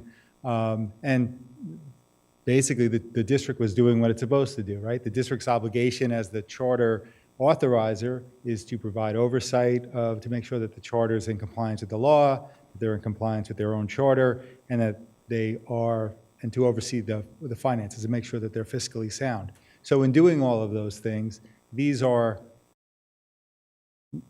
not all of the concerns that Mr. Kramer had and addressed with Norcal throughout the year, but these were you only have so much paper and so much space that you can fit in a notice of violations. These were what we saw, particularly the fiscal mismanagement, as the most egregious concerns that he had been monitoring throughout the year. But these are violations that, just to reiterate, these are violations that we, the district, found, not a third party coming to us and telling us that these violations were happening, correct? That's correct. There is a specific violation, or there is a specific concern that's raised in the notice of violations about the withdrawal of the grant from the state, and these were matters that the state had raised, those specific issues. Yeah. But in regard to the big picture fiscal mismanagement issues, that was what the district was overseeing and had discovered.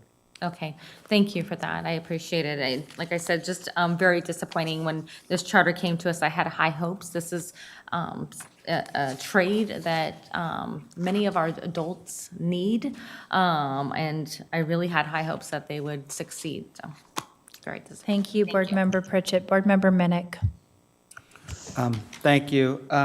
I agree with Member Pritchett. I was really excited about this. And I still believe that the potential for a project like this could be a game changer for a lot of people. And so I was extremely disappointed when I read this report. And one thing stood out for me was this line that said, they had operated in violation of its charter and the law and demonstrated indifference to the district and numerous other state agencies, including Department of Education, the state teachers retirement system.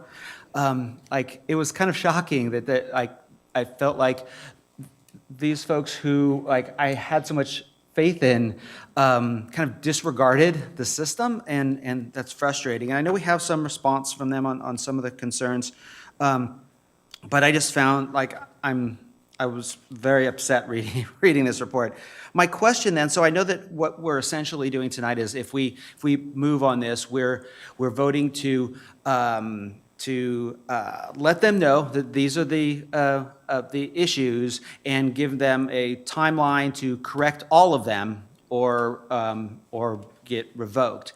My question then for you is, does this need to then come back to us to vote again, or are we authorizing you to, get this information to them, give them a timeline, and then if they're not able to correct that, we're done with it. We don't have to bring this back for another presentation. Yeah, that's a really good question and allows me to explain somewhat the process. Cool.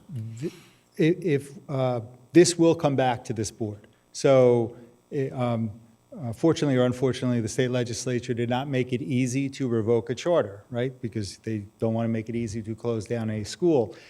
You're exactly right that tonight is really just issuing notice to them and allowing them time to provide a written response to either refute or just simply respond to how they have remedied the violations raised in tonight's notice of violations. We're giving them 30 days to do that.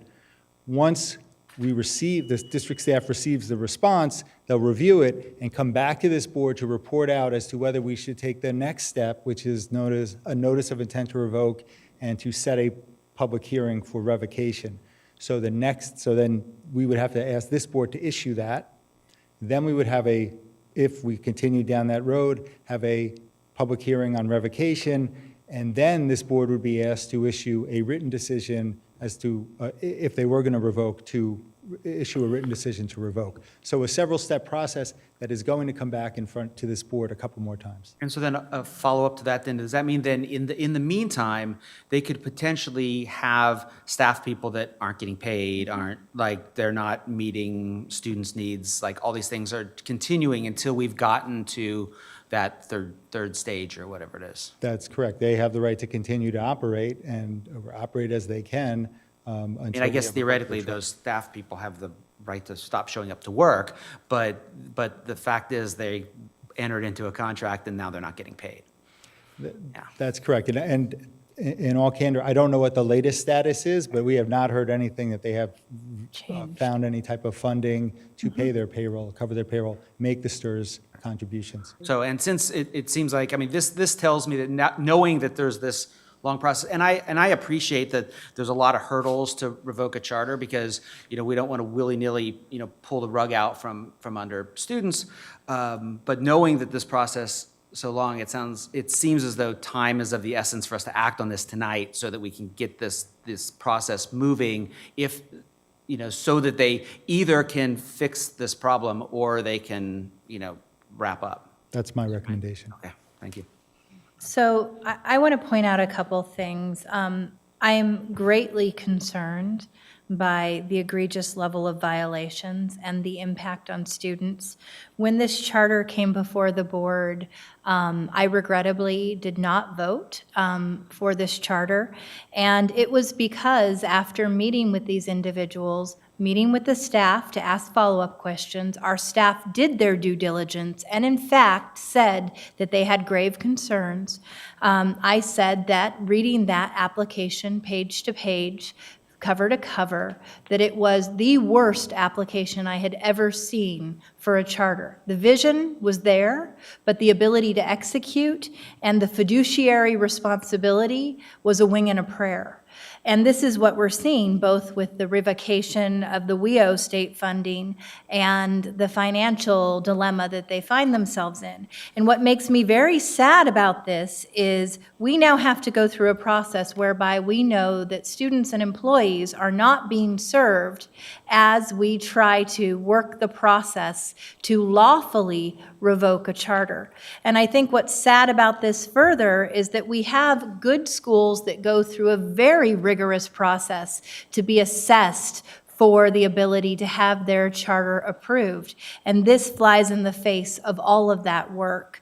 Once again, I am incredibly disturbed, and it is the impact on students that will sit with me the most as we wait for a final resolution to this issue. Board Member Morowski. Thank you. It's obviously a very disturbing situation. I'm wondering what kind of, is there a prevention and early intervention warning system that, or did this just all go on and then we found out all of these things were happening? I mean, is there, what went wrong? Was there a way to work? I mean, we have to realize this charter school has only literally been in operation for one school year. Yeah. And so the district staff was very proactive in doing its oversight duties in regard to the real dire straits that they're in now, in regard to the fiscal mismanagement and their fiscal state. That became apparent around March, April time, and the district staff was very diligent. So the school year moves fast. These charter school matters move fast. They were just approved, so we're not going to close them down, or we're not going to have this process in the first 6 months. That's why. Now is pretty quick, actually, to be bringing a notice of violations after a year of operation, or less than a year of operation. So I think the district staff was rightfully ahead of this, and here we are. It's been a pretty quick process. Yeah, it sounds like a failure to just get off the ground, really. Yeah, I would agree. They didn't have the people coming through the door. In regard to these measuring student outcomes, you can read the response that you got from the charter school tonight, and it was, we were there, but then they fell flat. In regard to professional development, we were there, and they fell flat. You're right, they never really got off the ground. Okay, thank you. The vision was bigger than the ability to execute. Right. Okay, thank you. With that, do we have a motion to take this from conference to action? Second? Second. Okay, a board member, student preferential vote? Aye. All those in favor?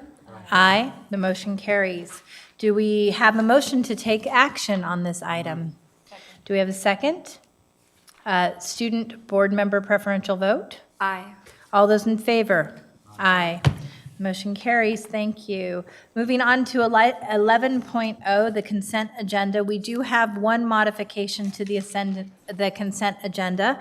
We are going to be making a modification to item 11.1.a, approval of grants, entitlements, and other income agreements. We are actually going to be moving the contract approval and renewal for the Lozano-Smith contract to the August 15th board meeting to allow for all of our board meeting members to be present for that vote.